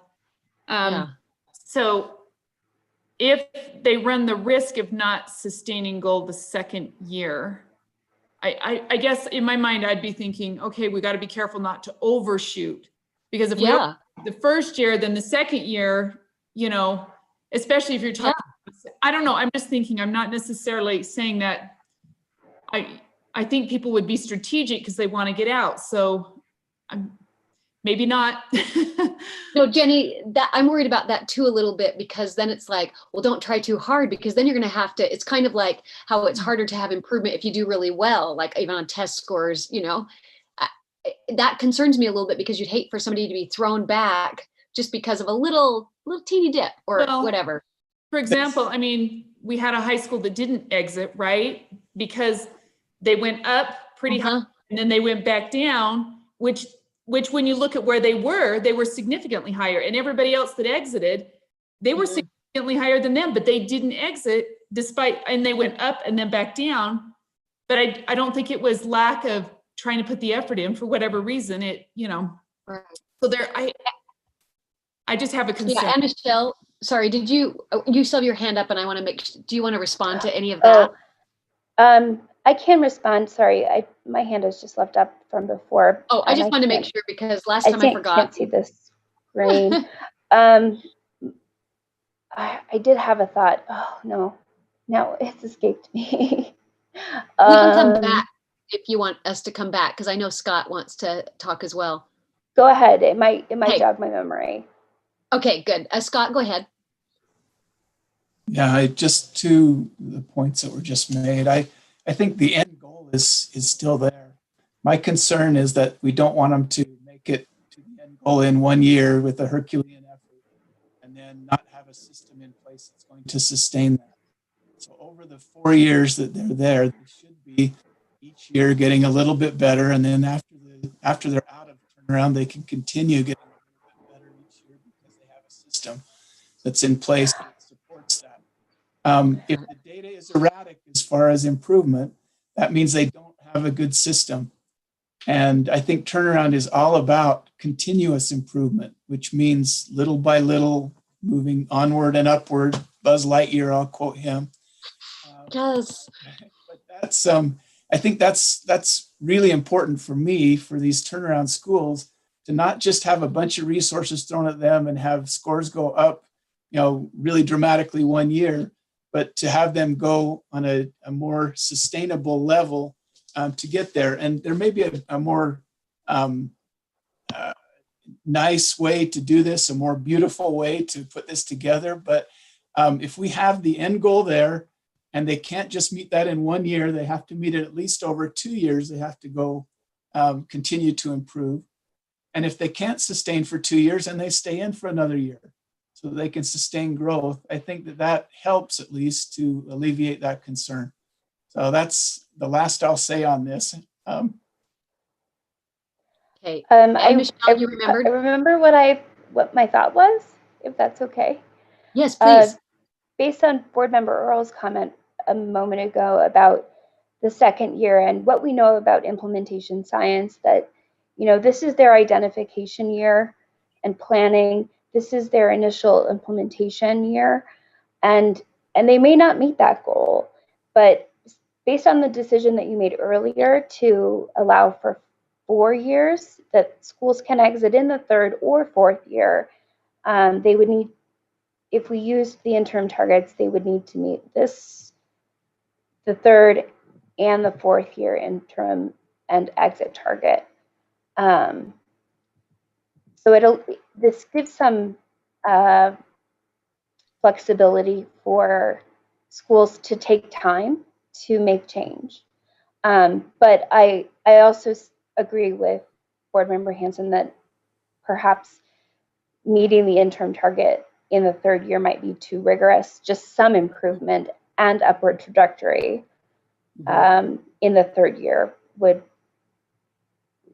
be acceptable and would point toward sustainable growth, sustainable improvement, I'm sorry. And that was a lot of what drove our decisions about the exiting schools for turnaround in the last spring. So one more question based yeah, on. can I just want to quickly, say, Darren wrote something in the chat box and I want us to consider this, and I'm going to read it. And then if Darren, you want to comment, you can. But connecting growth to interim targets or requiring individual annual targets is counter to the original efforts to align and simplify the improvement programs. Another piece of stakeholder feedback was it can be easily communicated and understood. And so then in my mind, after I read that, I thought, you know what, if they don't sustain improvement or growth, eventually they'd go back to turnaround. So it's not like there isn't a way for them to go back. And do we really want to complicate it? Like, that's one more like almost bureaucratic thing that a school has to do. Like, I know we want them to improve, but complication just leads to jumping through hoops. So just a thought that I was thinking of. If Darren, you wanted to jump in and clarify anything that you said, I just really appreciated those words because it helped me go, yes, the goal is simplification. When I go back to as Jenny, the teacher, I think, yes, simplification leads to good change. Complication just leads to all of us running around saying, what do we have to jump through? And that doesn't lead to good change. So let's see, Board Member Earl, you wanted to comment. Yeah, I just trying to play out a variety of scenarios. Some of those we've seen this year where someone does achieve highly. Let's say someone went to they actually increased by 40% to that B, but then their final year, it dropped down to 39% or something. And yet they still met the criteria, but it was a decrease. I worry that we kind of like you said, we may be complicating it just a little bit. I think because we've extended it to 4 years. So we've already 3 to 4 years, we've already given them extra time. So we know there will be sustained change. We've changed the criterion. I think, which I just think we wait on this. And if we need to add it, I think we could. I think I completely agree with that. Even though I recognize the value of doing what Board Member Hanson is saying, I don't think we're ready for that yet. in a sense. Just my opinion. So I know, Scott, you weren't going to say anymore, but your hand's still up, and I want to give you a chance because you can always speak. I just want to give you a chance before we vote. If there's anything else you wanted to say. Oh, it went down. Okay, so the motion before the committee is to, let's see, to add a line on 380 that says, demonstrates improvement in the school's overall points from the prior year during each of the 2 years immediately prior to the school's exit. Semicolon and. Okay, so all those, let's go ahead and vote now on that motion.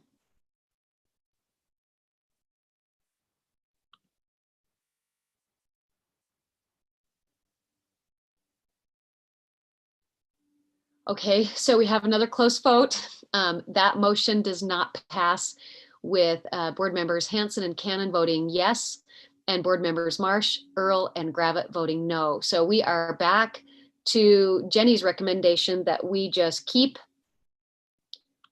number 1, no action needed, where we establish the threshold for exit to reduce the gap in performance between the school's baseline performance and the threshold score for a B letter grade by 1/3. Let me just get a sense. So I agree with that. I know we're not making a motion. I think Jenny agrees with that unless you've changed your mind. Scott, I think you disagree with that unless you've suddenly changed your mind. And I think Janet, you disagree with that. Let me see how Marsh is feeling. Mark, are you in agreement that we should keep decision point 5 as the number 1, or is there something that you would want to change it to? No, for right now, I think I'd prefer to leave it where it's at. Okay. I just want to, Janet or Scott, do you want to say anything before we move to decision point number 6? I just think that's too low. Okay. You know what? And the nice thing is we'll be able to have this discussion in the full board and they can know that we fought it out, but kindly. Yeah, I think at this point, that's what we need to do. Just move it to the full board and we can discuss that. Well, I just so appreciate the discussion and the thinking through this. And I'm sure we'll continue it, but then at least we've thought through some of these things and we can continue them in the full board. So as it is for committee, we are going to move on to decision point number 5. Norlie, are you good with where we are and everything? Yes. Okay. And Angie, I saw about the motion, but it just said no action needed if we just keep it as is. So is that correct? Yes, I apologize. Oh, I see what you're saying. I'm sorry. You meant in the full board. Yep, I'll keep that language that we just kind of, yes. Yeah, that's great. And maybe it could even be added to this document so that, I mean, for the full board, because this is so helpful to go through. Okay. Okay. Oh, you guys are the best. Okay, decision point number 6 is lines 380 to 381. And this would include an assurance, so this is good, that the school will not immediately requalify for improvement status. If we keep it the same, it would include an assurance that schools will not immediately requalify for improvement status by raising the threshold from 3% to 5%, which is aligning the criteria to the board-approved Utah Consolidated State Plan. If we want to change it, you can see some options below where you maintain the status quo of 3%, or you just eliminate the requirement altogether. And then if you look in the right-hand column, again, this is something that is responsive to the feedback that was gathered, that we asked for by USBE staff at the direction of the board. So with decision point number 6, let me see what questions people have, or if people want to make suggestions or motions. Janet, go ahead. Will you just kind of explain to me what the board-approved Utah Consolidated State Plan is? Well, I think Darren and Michelle, or who would like to explain that in a more articulate way than me? I'd be happy to take a try at it. Thank you, Darren. This again, I'm so sympathetic to board members and also again our community who might be listening today. The consolidated plan is a requirement under ESSA. So as we've been talking about federal school improvement efforts and then state improvement efforts, and board member Kenny, you've done a great job of highlighting within the rule that we're talking about there are different elements which lends to confusion and misunderstanding for sure. The consolidated plan is the ESSA plan, which then is the contract between the state of Utah State Board of Education, and the U.S. Department of Education around how we will manage and handle the federal school improvement program. So as Rebecca Donaldson talked earlier about the CSI schools, comprehensive support improvement schools, that is what we're referencing here. She mentioned 5%. As we identify schools under the federal requirement, if they're in the lowest 5%, Title I schools, over the period of time that's identified in rule, then they would qualify and start to receive services under the CSI federal improvement criteria. What this is trying to do is ensure that we don't think it will happen. And we think the criteria that you've established so far, and if you make it even more rigorous, we don't think it's likely that a school would come out of state turnaround and then immediately qualify for federal. If they're a Title I school, immediately qualify because they're in the lowest 5% of all Title I schools. But this is intended to be an assurance that that wouldn't happen because of the feedback we've received from the field and also previous board discussions about concerns with that and how disheartening that can be to school communities. And again, it lends to this confusion that we see as we talk about this rule. Imagine teachers trying to understand, what are you talking about? We just exited and now you're telling us we're back in. Not understanding is two separate programs and two different funding sources. That's what this is intended to do. If the board believes that's necessary, then again, you would take action on this in terms of keeping some form of the language. If you don't feel it's necessary, you would just eliminate that from the proposal. Yeah, Darren, thank you. I mean, I really resonate with the whole idea of simplicity, because that's the biggest issue. Is there's so much miscommunication because of the complications, and it's not anyone's fault, but it's just what happens when you're busy and you're in the schools and you just want to know what you're supposed to do. And simplification is good. It's good. May I ask Darren a follow-up? Yeah, of course. When we're talking about raising the threshold from 3% to 5%. Is that 3% to 5% of all schools or 3% to 5% of Title I schools? It's a great question. And I'm going to have somebody fact check me on this one, because if I'm wrong, I don't intend to be. I believe it's 5% of all schools. Yeah, that's what I thought too. Thank you. This is Board Member Earl. I have Go ahead. How many of our schools are Title I? What percent in the state of Utah? Do we know? Chair Gravitt, I would ask that yeah, go ahead.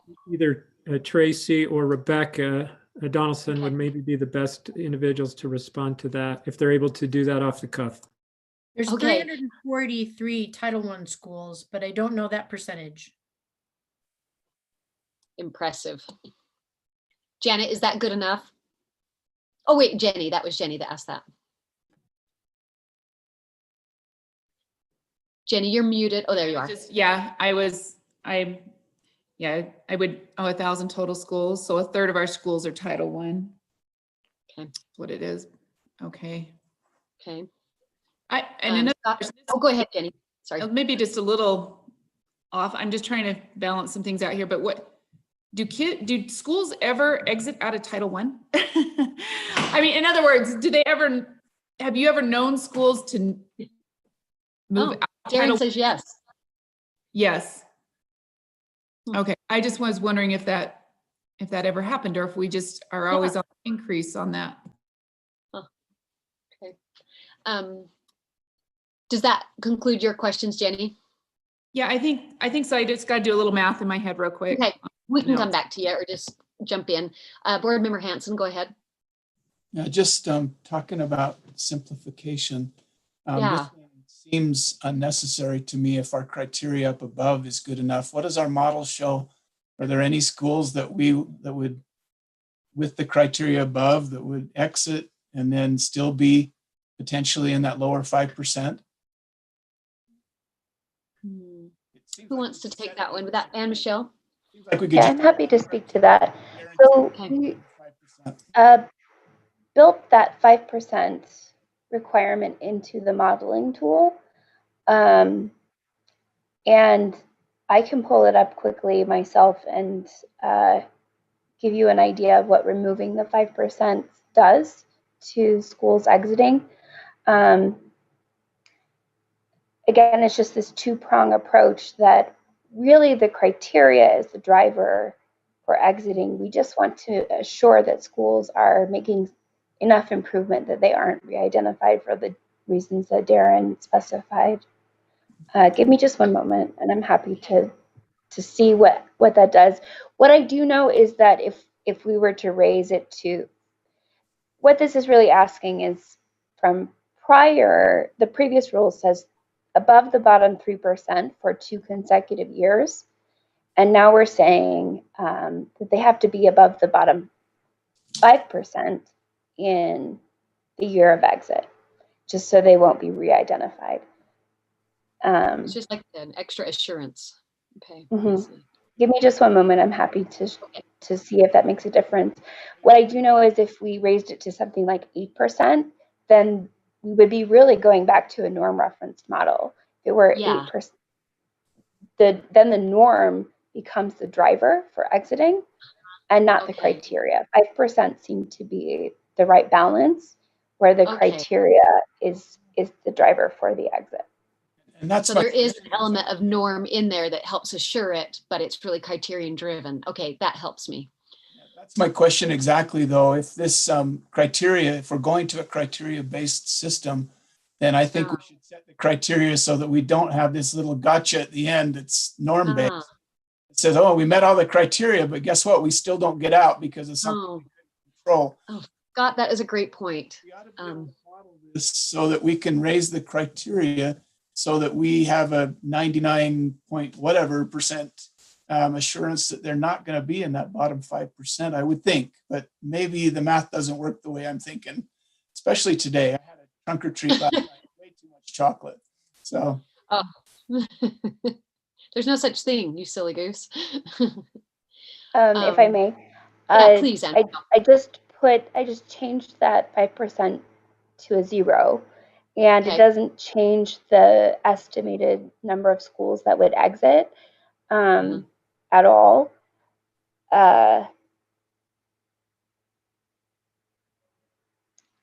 That's what I see. And you, so. I did have a thought that where only where a school is very, very, very low performing, does that 5% actually come into play? Like if they were in the, the bottom 1 or 2% of schools, then that 5% assurance becomes kind of the criteria to meet. And they do have essentially a normative exit target, but the exit target calculator with the interim scores also accounts for that. So that's playing around with that is where that I was able to see that only in the lowest performing schools, the most egregiously underperforming schools, does that 5% have an impact. Okay, and that helps me because that's the question I was going to ask you is then what good is it kind of thing, but that helps me. Scott, do you want to do a follow-up on that? No, it sounds like with the criteria above set where it is now, where we've left it as a committee, then we need the 5% in, it sounds like. Yeah. Just because of the problem that I was talking about, where these bottom schools, when we're doing this variable kind of criteria set on where their starting point is, then they could still fall out. So I still think the right approach is to adjust the criteria above and get rid of this 5%. That's not where we're going. So I guess right now I'd say let's keep the 5% in. What do we need to do that? Does that require no motion or is that need a motion? It's already in the rule. So if we're going to raise it from 3% to 5%, we have no action needed. So I'm in favor of that. If you're in favor of that, I want to make sure Janet, Jenny, and Mark, I want to hear what they think, if they want to add anything. Jenny votes no. Oh, Jenny, you say no, right? Well, just what was the modeling again? How many would currently would be affected? Did you say just 2 or 3? 0. 0 would. Yeah. Okay. That's right, correct. Michelle? When I took the 5% out of the model, it didn't change the number of schools that would exit based on the other parameters. Okay. So it would only be an assurance for that very, very lowest that need the most help, which is who we don't want to leave behind, you know? So it's like this little assurance. Is there anybody else who wants to comment on decision point number 6? This is Janet. I just would favor leaving it in with no action needed. Okay. I'm in favor of leaving it there also. This is okay. Jenny, you okay with that? Yeah, I'm fine with that for right now. So okay, yeah, I know. Who knows what it'll be like next week, huh? Okay, you guys, thank you.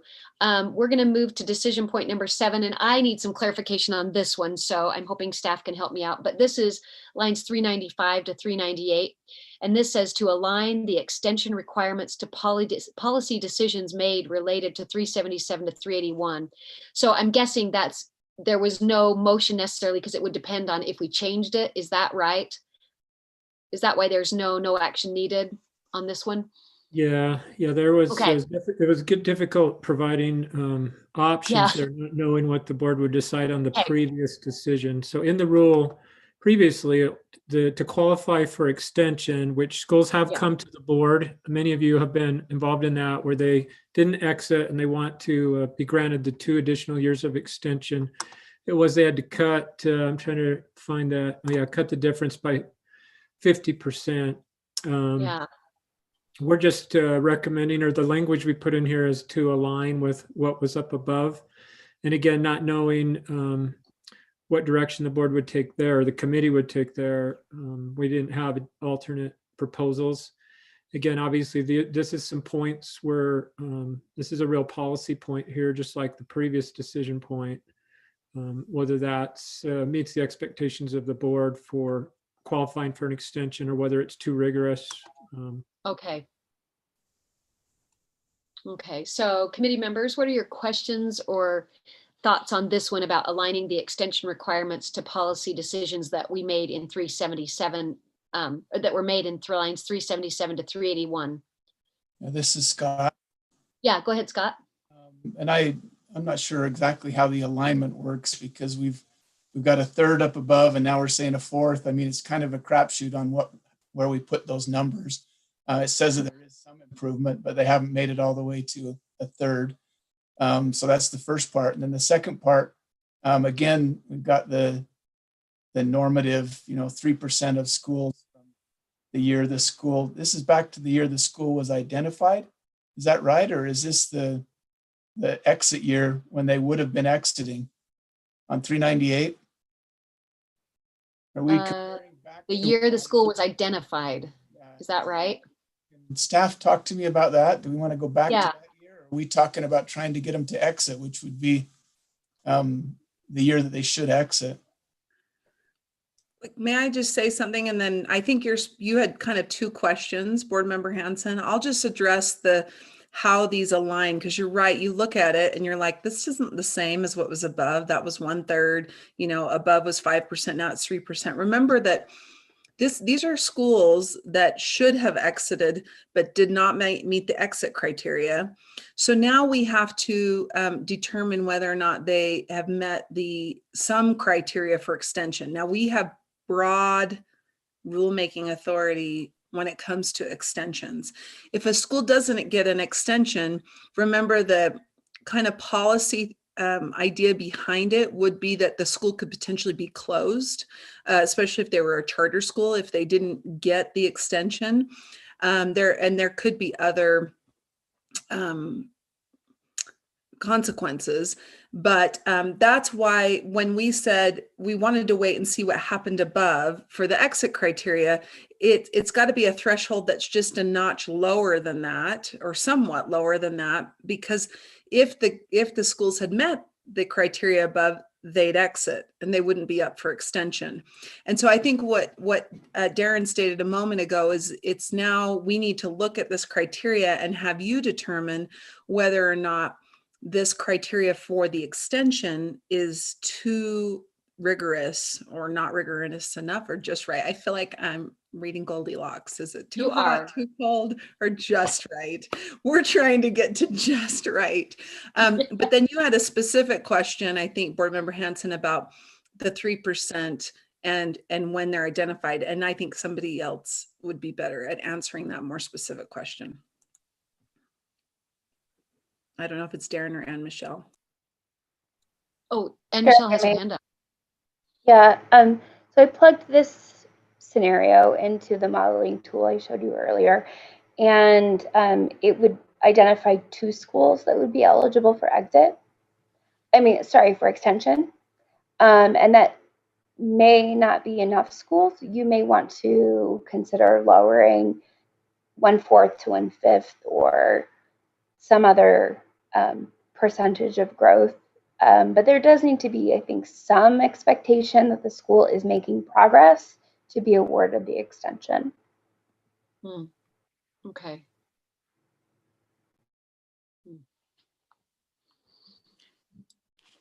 Board Member Earl. Yeah, yes, Board Member Earl. So if I'm understanding what you're saying, Angie, the reason why this is important, because in my mind, I thought, well, what happens otherwise, right? It's to continue them on so that those other consequences don't naturally just play out. Am I understanding that right? In other words, we just close the school or the restructuring of it, or so. Yes, and it allows them more time. So if they are generally supposed to exit at the end of the 3rd or 4th year, they get an extension instead, and statute states that you could grant an extension for an additional 2 years. So okay, it's just to establish that criteria of what the extension will look like. Okay. And so only 2, in addition to those others, based on the modeling, would have qualified for this of the original 26. Is that right? Yes. 17. Okay, go ahead. Let me check that. I've unmuted myself, but if I change the minimal gain to 25%, then hold on. Actually, 4 schools would be eligible for extension. 4 of the 23. If I change it to 1/5, doesn't really make much difference. That means there's a lot of schools grouped in that area. But by 15%, again, not a lot of change. It doesn't seem like going below 1/4 actually has any impact on the number of schools that would be eligible for exit. So how many would still be left? How many would still be left there that wouldn't extension and wouldn't exit? So I apologize. Are you asking that don't qualify for extension? That didn't qualify for extension, but also, I mean, we've got 3 groups, right? We've got those that left exit, or those that exited, right? We've got those that would qualify for extension. The group I want to know is how many, based on what we have here and what we've created, are left in limbo to whatever else the law wants to do to them. 10 schools. There would be 10 schools. There'd be 10 schools that would be subject to criteria. Okay. To the, I can't remember the exact word, but the more intensive consequences. Yeah.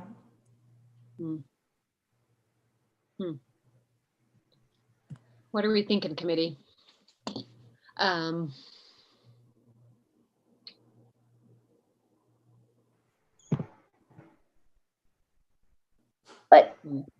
And hopefully I'm still unmuted. What does have an impact is removing the 3% and only looking at the criteria. That seems to be, that does have an impact. And can you talk us through that? Yeah. Would qualify, let's see, 18, 19, 20, 21, would qualify about 7 schools for extension rather than just 2. Okay, I like that. 2. I think Board Member Hanson, you wanted to jump in? No, I have the same concern about the 3%. I just think, to have that normative component here, I mean, if we're going to have it above, then we probably should have it here. I think we should have just gone to the criteria-based to do that. But otherwise, we have to tune this in. So it may not be 3%. It may have to be 2% or something like that, that they have to get above to stop. That's what's stopping the schools from being able to continue. If we don't think it's reasonable. If I may,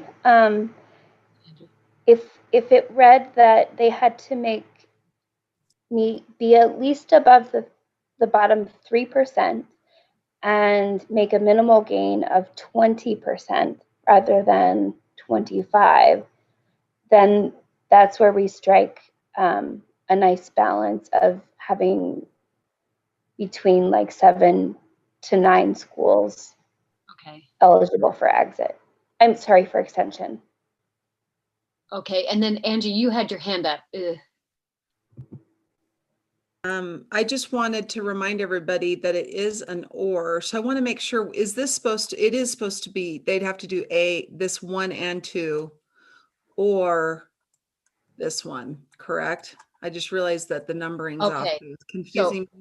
But I guess I wanted to make or is it meant to be or? It looks like it is or. So they either reduce it by 1/4, they exceed the lowest 3%, or they meet only one of the criteria above. Remember the third, they're over 5% or they're over. So does that make a difference? And Michelle, where you said 2 would hit this, 7 would hit that.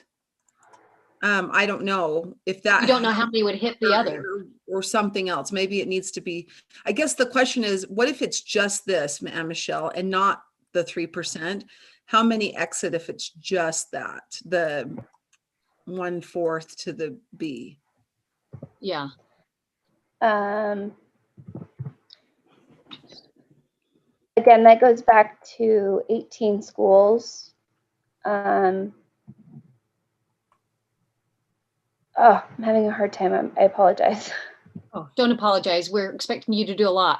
And fast. As opposed to, so 18. Yeah, about 4. So that would, I think 4 schools is the answer, Angie. That if they met one criteria and not the other, then it would be, that I can't model right off on the fly. But if we say that they met the 3% threshold, yeah, it's still landing around 4 schools would be eligible for extension. And Michelle, may I ask a question, or Darren? Was it, because it sounds like the modeling you have assumes it's an and. So was the or deliberate, or is it meant to be an and? Is it meant to be a 1 and 2 and then or the other one? Or is it really meant to be 1 or 2 or 3? Yeah. One of those. Yeah. I think intentionally, initially, sorry, Darren, initially we thought of it being an and criteria above and then an or criteria on 403, but I like the idea of it being or. Yeah, because how it reads is or, right, Angie? Yeah. That just probably means I misunderstood Anne Michelle when I did the draft. So that's why we want to make sure that we get this right. Either that it's, because we can easily put an and here, which then would make this or, anyway, we'll have to do a little bit of difference with the numbering, but I can fix that. So but you wouldn't need the bottom one, number 3, if it's an or on the other two. Am I right in saying that? That means they have 3 options in order to qualify for an extension. Is that correct? It does, although I think if you do this as an or and this as an or, these as ors, they're obviously going to meet one of the criteria up here because does that make sense? But it's still good. That's what made me think that maybe it did mean A1 and 2. And 2, and then or that should be a B. But so Anne Michelle, talk us through that. What's the intent? To align with our criteria up above. Yeah. So it'd be 1 and 2 and then or number 3. Okay. So we need to add an and there. I agree that aligns with the criteria above, that they made some of the progress toward the criteria for exit in A1 and 2. And then below, I think it's on 402 or 403. If they say for example, those very lowest performing schools didn't quite make it to the 5% threshold, but they did make it 33% toward the B letter grade, that is a possibility. Then they met one, but not the other criteria. So they would be eligible for extension. Those very low performing schools could then be allowed extension and more time for implementation. Okay. Does it answer the question? That helps me a lot. Jenny, I see your hand still up and I want to make sure that has answered your question or given you clarification. I think so. I'm just trying to play it out in my mind fully to make sure. Yeah. And I guess, once again, we've changed all the other criteria too, which are going to play out in this model as well. My only thought is we're always going to have 3%. It doesn't matter if everybody, there's always going to be 3% at the low end. So anyways, which we don't have that. So I guess we don't need to maybe consider that, but we want our schools to move up. We'll always have a 3%. So hopefully that doesn't end up hurting us down the road. And if we had other criteria besides just the end of the year assessment, I would feel much better about some of this too. But let's see, any other questions or thoughts from committee members? Yes, one question from the beginning. Is that the right time frame to be comparing the 3% to? Because this says that the entrance or time of entrance. I'm just not sure why we'd go back to that time and not use, the year that they should have exited as the 3%.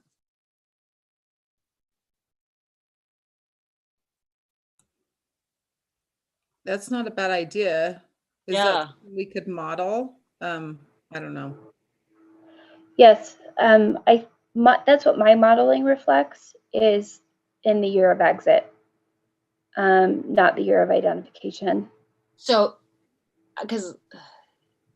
maybe that's just a mistake because you were thinking exit, right?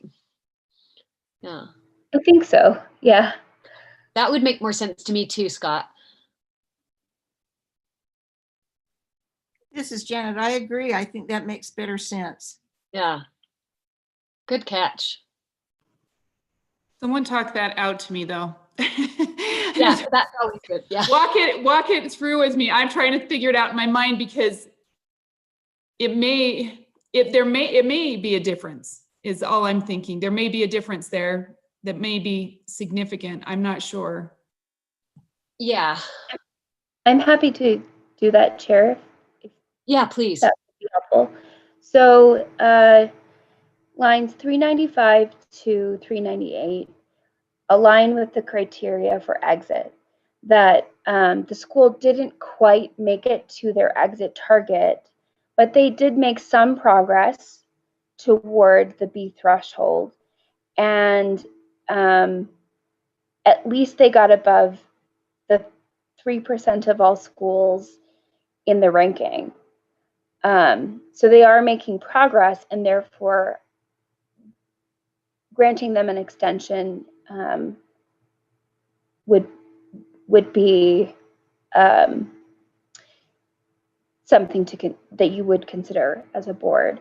And then the second condition below on the next page is that they met one but not the other.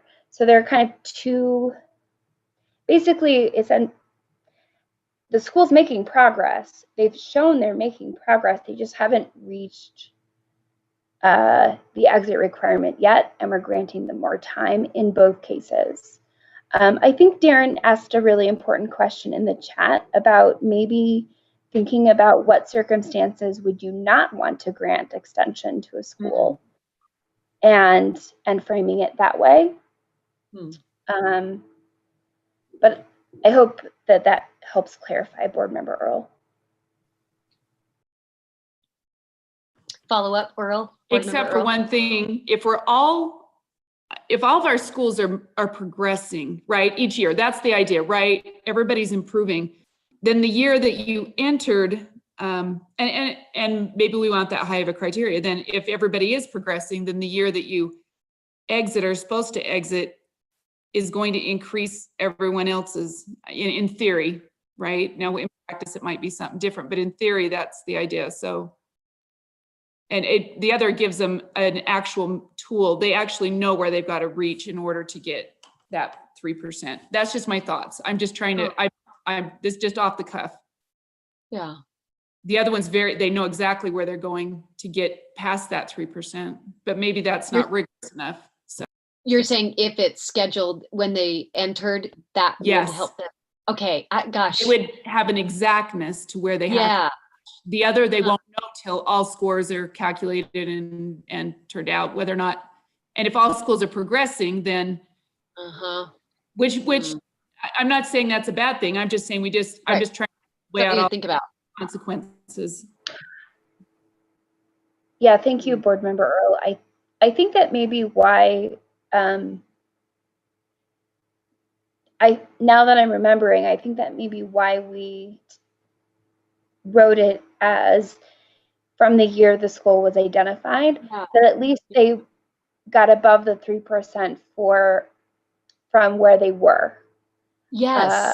Because that normative piece, that bottom 3% can shift based on the whole performance of the state. So we wanted to make that as maybe predictable as possible, that they at least made progress from where they were. Scott, I see you made a comment. Oh, wait, Board Member Cannon, and then we'll go to Scott. Janet, go ahead. Thank you. So I'm looking at the chat, and my question is just, I'm aware of one school in my district that has been in turnaround and that has had an extension, and they just really do not improve. What are our options when we have a school like that who's been granted an extension and doesn't improve?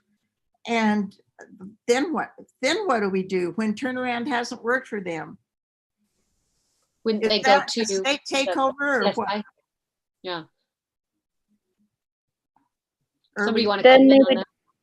Then I believe that they would go to the, what is in, not, I don't know if is it in this rule, Angie? I apologize, but the higher level consequences, they would not be granted an extension, but there is an entire list of options that the board can take for a school that does not exit turnaround. It is not eligible for extension. Okay. Yes, I think it is in this rule. I'm trying to find it. Let's see. Here they are. Can you guys see my screen? Oh, yeah. Yeah. Okay. Here they are. Oh. And require, okay. I think they're here. Just one moment. So here's a bunch of them. Do you see? Yeah. Okay, those, yep, there they are. Thank you for showing me that. Yeah, Because that I was good. think we may be doing that soon. Oh, Yeah. Oh, it's just right down. It was just down like 10 lines. I just needed to keep going. but that's so far. The school does not meet the exit criteria or qualify for an extension. Here you go. So it starts at subsection 5, 6, and on. So. And then committee members, have you looked at what Aaron Bruff said in the chat? Says, remember that using the year the school was first identified becomes very complicated. I have run into this issue many times for the turnaround program. And I don't know if Aaron, you want to add to that, if we have questions. Like Jenny, I can see your hands up. Yeah, I would like if Aaron wants to just talk about that. Yeah, just me too. Yeah, understand Aaron, go ahead. Yeah. Thank you. Part of the complications with using the year that they were identified is that we've run into is one is we've changed the assessment. So we're actually measuring something different, or the accountability system has changed enough that no one can go back. When I say no one, it's very difficult for the schools to go back and try to compare their data from prior business rules, applying the new assessments or whatever they are on the current year. And so if you are backtracking to that year that are identified, say you've got to improve 3% or out of the bottom 3% of that calculation, what you're doing is you're going back, you're applying whatever the new assessments, which may or may not align perfectly, and trying to retroactively apply it to old business rules, and it becomes exceedingly complicated that you do need a statistician or a psychometrician to do for you. Typically, the schools are not able to do that. If it's just based upon the current accountability system rules, where you say, we understand it's adjustment, everyone's in the rank order, you've got to get out of that bottom 3%, it's much more simple. We're not saying it's easy to get out. We're just saying it's much more simple to do that calculation and letting the adjustments to the accountability system and the tweaks and the additional things that we might be adding into the accountability system. And just reminding, for example, we're looking very closely at the portrait of a graduate and aligning those components. I can foresee that our accountability system will adjust and change as the years go by. So that's why I bring up the point. Thank you for letting me talk. Oh, thank you, Aaron. Thanks. That was perfect clarification. I think that makes sense. So I appreciate it. Okay. So committee, just a time check-in. It's 5:20. So I don't know if we can finish this one and we want to save the last one for full board, or if you guys have thoughts on how you feel about number 7, if you're ready to make a decision about that.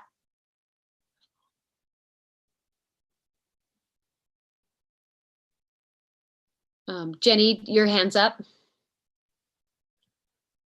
Sorry, I'm just not taking it down. I apologize. Oh, that's okay. I just don't want to be just trying to be attentive.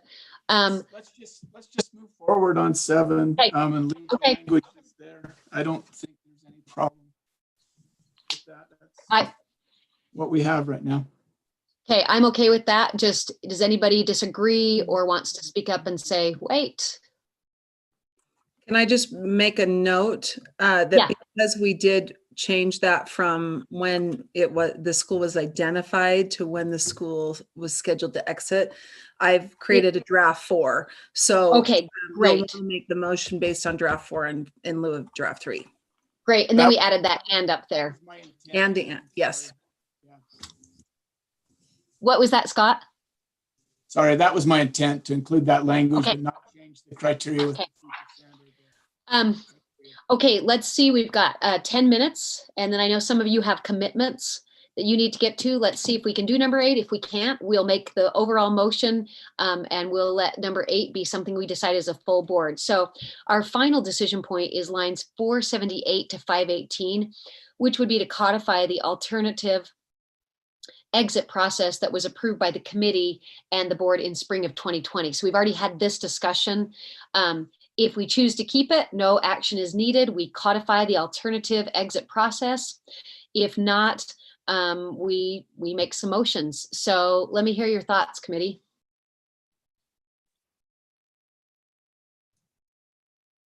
Let's keep it. We put that in place for when we didn't have statewide assessments. I do have, and I'm sorry, Chair, if we move past this, I do have one other question that wasn't one of the points. Okay, go ahead. Well, deal with this one first and then let me bring it up if we have time. Okay. We okay on 8? Yep, I think unless, does anybody have any? Oh, Mark, go ahead. Sorry, Mark. I was just going to say, I agree. Let's just leave it as is. Okay, good. Thank you for that. I have just one comment on here. Yeah. The only thing I might encourage us, and I'm not sure where to set that exactly, is that especially with our charter schools, that they are meeting their charter agreement, that's somewhere in there for the charters. In other words, that's something that's considered by the state panel. Does that make sense? Because so you'd want to add that into the rule? Yeah, and I'm not sure where. So I just wrote it at the bottom. I apologize. I should have put a line where it would go in. And you know, Jenny, that could be something like you could have that motion ready when we meet in full board, because I think that would be an easy enough thing, don't you think, to just add? Sure, I'd be happy to do that. You'd have time. Okay. Yep. Board Member Hanson, go ahead. Just a question for staff. I didn't understand as I read through this, lines 366. So this is another issue, but it talks about this appropriation for the school leaders. And I didn't understand if that appropriation is a fixed amount of money, because it says that it will be evenly divided among the school leaders. And if that's $1 million and we have one school leader, then I see that school leader would get $1 million. If it's, $1,000 amongst 100 school leaders, then it's $10. It seems like an odd kind of a provision. I just wondered if someone could explain that to me about how that appropriation works, because I think we have a variable number of school leaders, and I don't know if the appropriation is fixed or if that's variable. Well, let's see. I don't know who would want to respond to that. Yeah, go ahead. Chair, I'd like to ask if Max could respond to that question. Great, thank you, Darren. Sure, Max Lang, board specialist with school turnaround. So the way we did this in the past, it's principals who complete, or school leaders who complete 2 years of the professional development program, at least 75% attendance, and then fulfill those other obligations there under the statute. That is $400 per a training session for 8 sessions. So there are 4 per year. If they attend 75% of those, they get $200 per session. So in the past, that's the way we've done it. We set it at a limit. Okay. Is that reflected in this rule? It looks like what I saw that is the appropriation is a pot of money, and however many leaders go through this and meet the requirements, each of them gets an equal share of whatever that appropriation is. Do we need to change that language?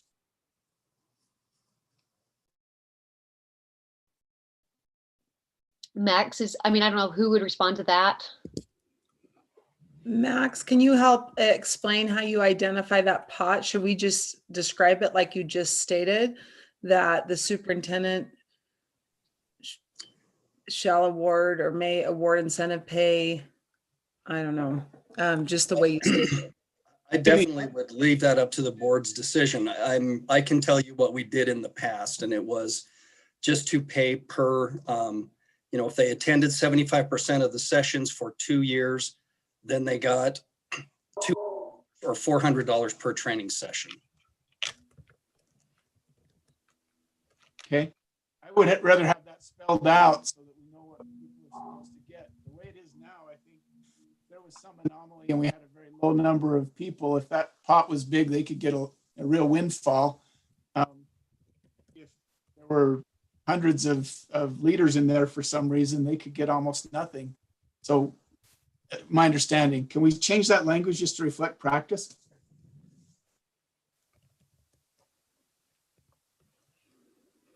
Yeah, yes.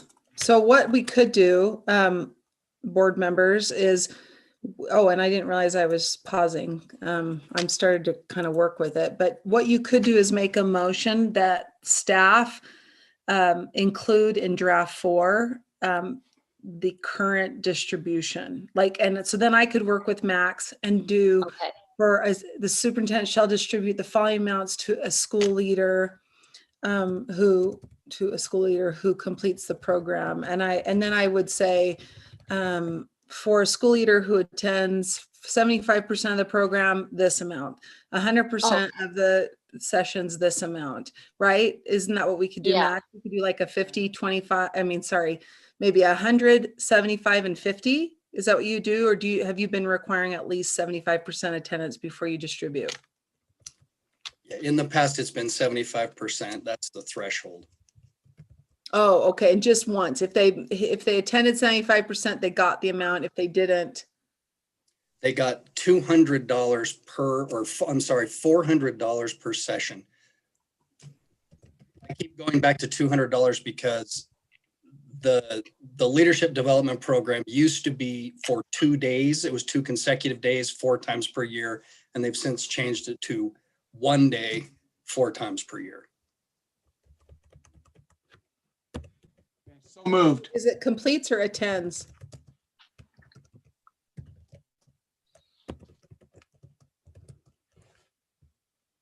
Well, I think the statute, Angie, says completes, but okay. Completed would mean they had a full day participation. So Angie, while you're working on that, since Scott just said so moved, we'll kind of leave it general, and we'll just say the motion before the committee is to direct staff to include the current distribution starting on line 368. Is that good? And then you guys can figure out the details and make sure it matches statute and yes, the current practice. Okay, so is there any, oh, go ahead. Not on that. Okay, let's finish this one. I think that's good. Okay. Is there any discussion to this motion? Sorry. Okay, so go ahead and vote on that. Again, the motion is to, in draft 4, direct staff to include the current distribution on lines 368. Well, starting on 368, we don't know how far it would go. Oh, you guys have already voted. You're ahead of me. Woo! Okay, that motion carries. Wait, Jenny, yep. Okay, that motion passes unanimously. Okay, and then Scott, I think you said you had another question. Good catch on that. No, that was the last one. Thanks. That was the last one. Okay, Jenny, you said you had a question. Could we do the same with, okay, so on line 519. Okay. Just to add in there something about, and it just directs staff to add in there something about making sure they could include something from their charter agreement. Can we just do that? I just don't know what the exact language should be. Okay, and then it could be drafted. Angie, would that be something? It would just be under other types of successful completion, and there's listed several. I just think letting charters know that they could put how important it is for them to address their charter agreement or those things that they have in their charter. I'm not sure what the exact wording should be, but yes. Let's watch Angie in action and not make her nervous. And then if she wants to change it, she can do whatever. She can. Whether the charter school is in compliance with the charter school's agreement. I think the language should be something like these others. It says whether the charter school or where the charter school is with regard to achieving its charter school agreement or something like that. Yeah. So can we just direct staff to add language about the charter agreement? Just in line, how they're meeting their goals for what their charter is about. So out there. Yeah. I'll work on that and maybe even reach out to Jennifer Lambert for that would be great. Okay. Look like. So Jenny, do you want to make that motion and then we'll vote on that? I'll make the motion that staff are directed to add something in about compliance with the charter's agreement as part of their evidence, could be submitted as part of their evidence. So the motion before the committee is to have direct staff to include on line 520-ish information about the charter agreement or compliance with having met their goals, etc. Angie knows what we're talking about. Hopefully Norlie has figured that out, what I just said. Yes. Thank you, Norley. And then go ahead and vote on that. And board member Grava, while they're voting, actually, Yeah. just when they're done, sorry, then I'll make my Oh, comment. no, they've all voted unanimously. Well, Janet, I think I saw her. Yeah, okay. They're good. We voted unanimously. Since we haven't finalized draft 4, I would prefer that you say that the committee moves to approve draft 3 with amendments. And that would be all of the amendments you've made today. And then that way I will go and clean this up, work with Max, Jennifer Lambert, others on the exact language. And then that draft 4 will be what will be posted.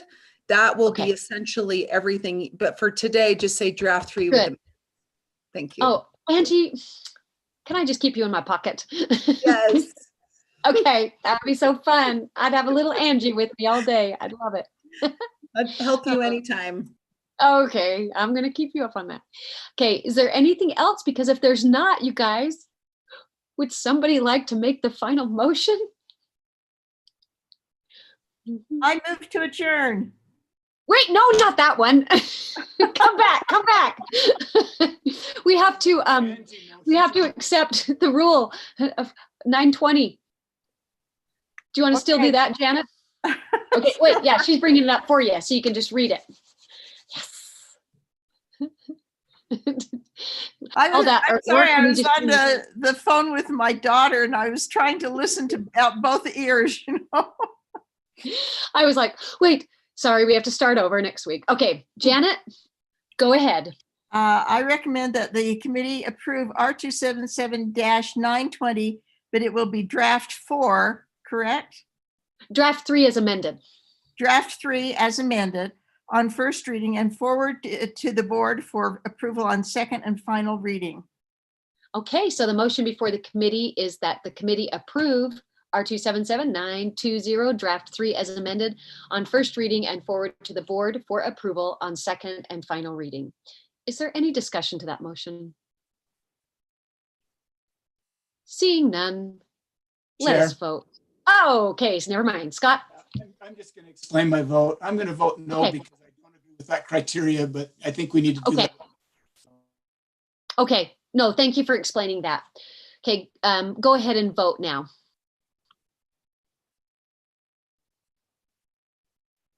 Okay, so that motion passes 4-1 with board members Gravett, Cannon, Earl, and Marsh voting yay, and board member Hanson voting no. You guys, I'm gonna miss you. You guys are the best. Staff, thank you.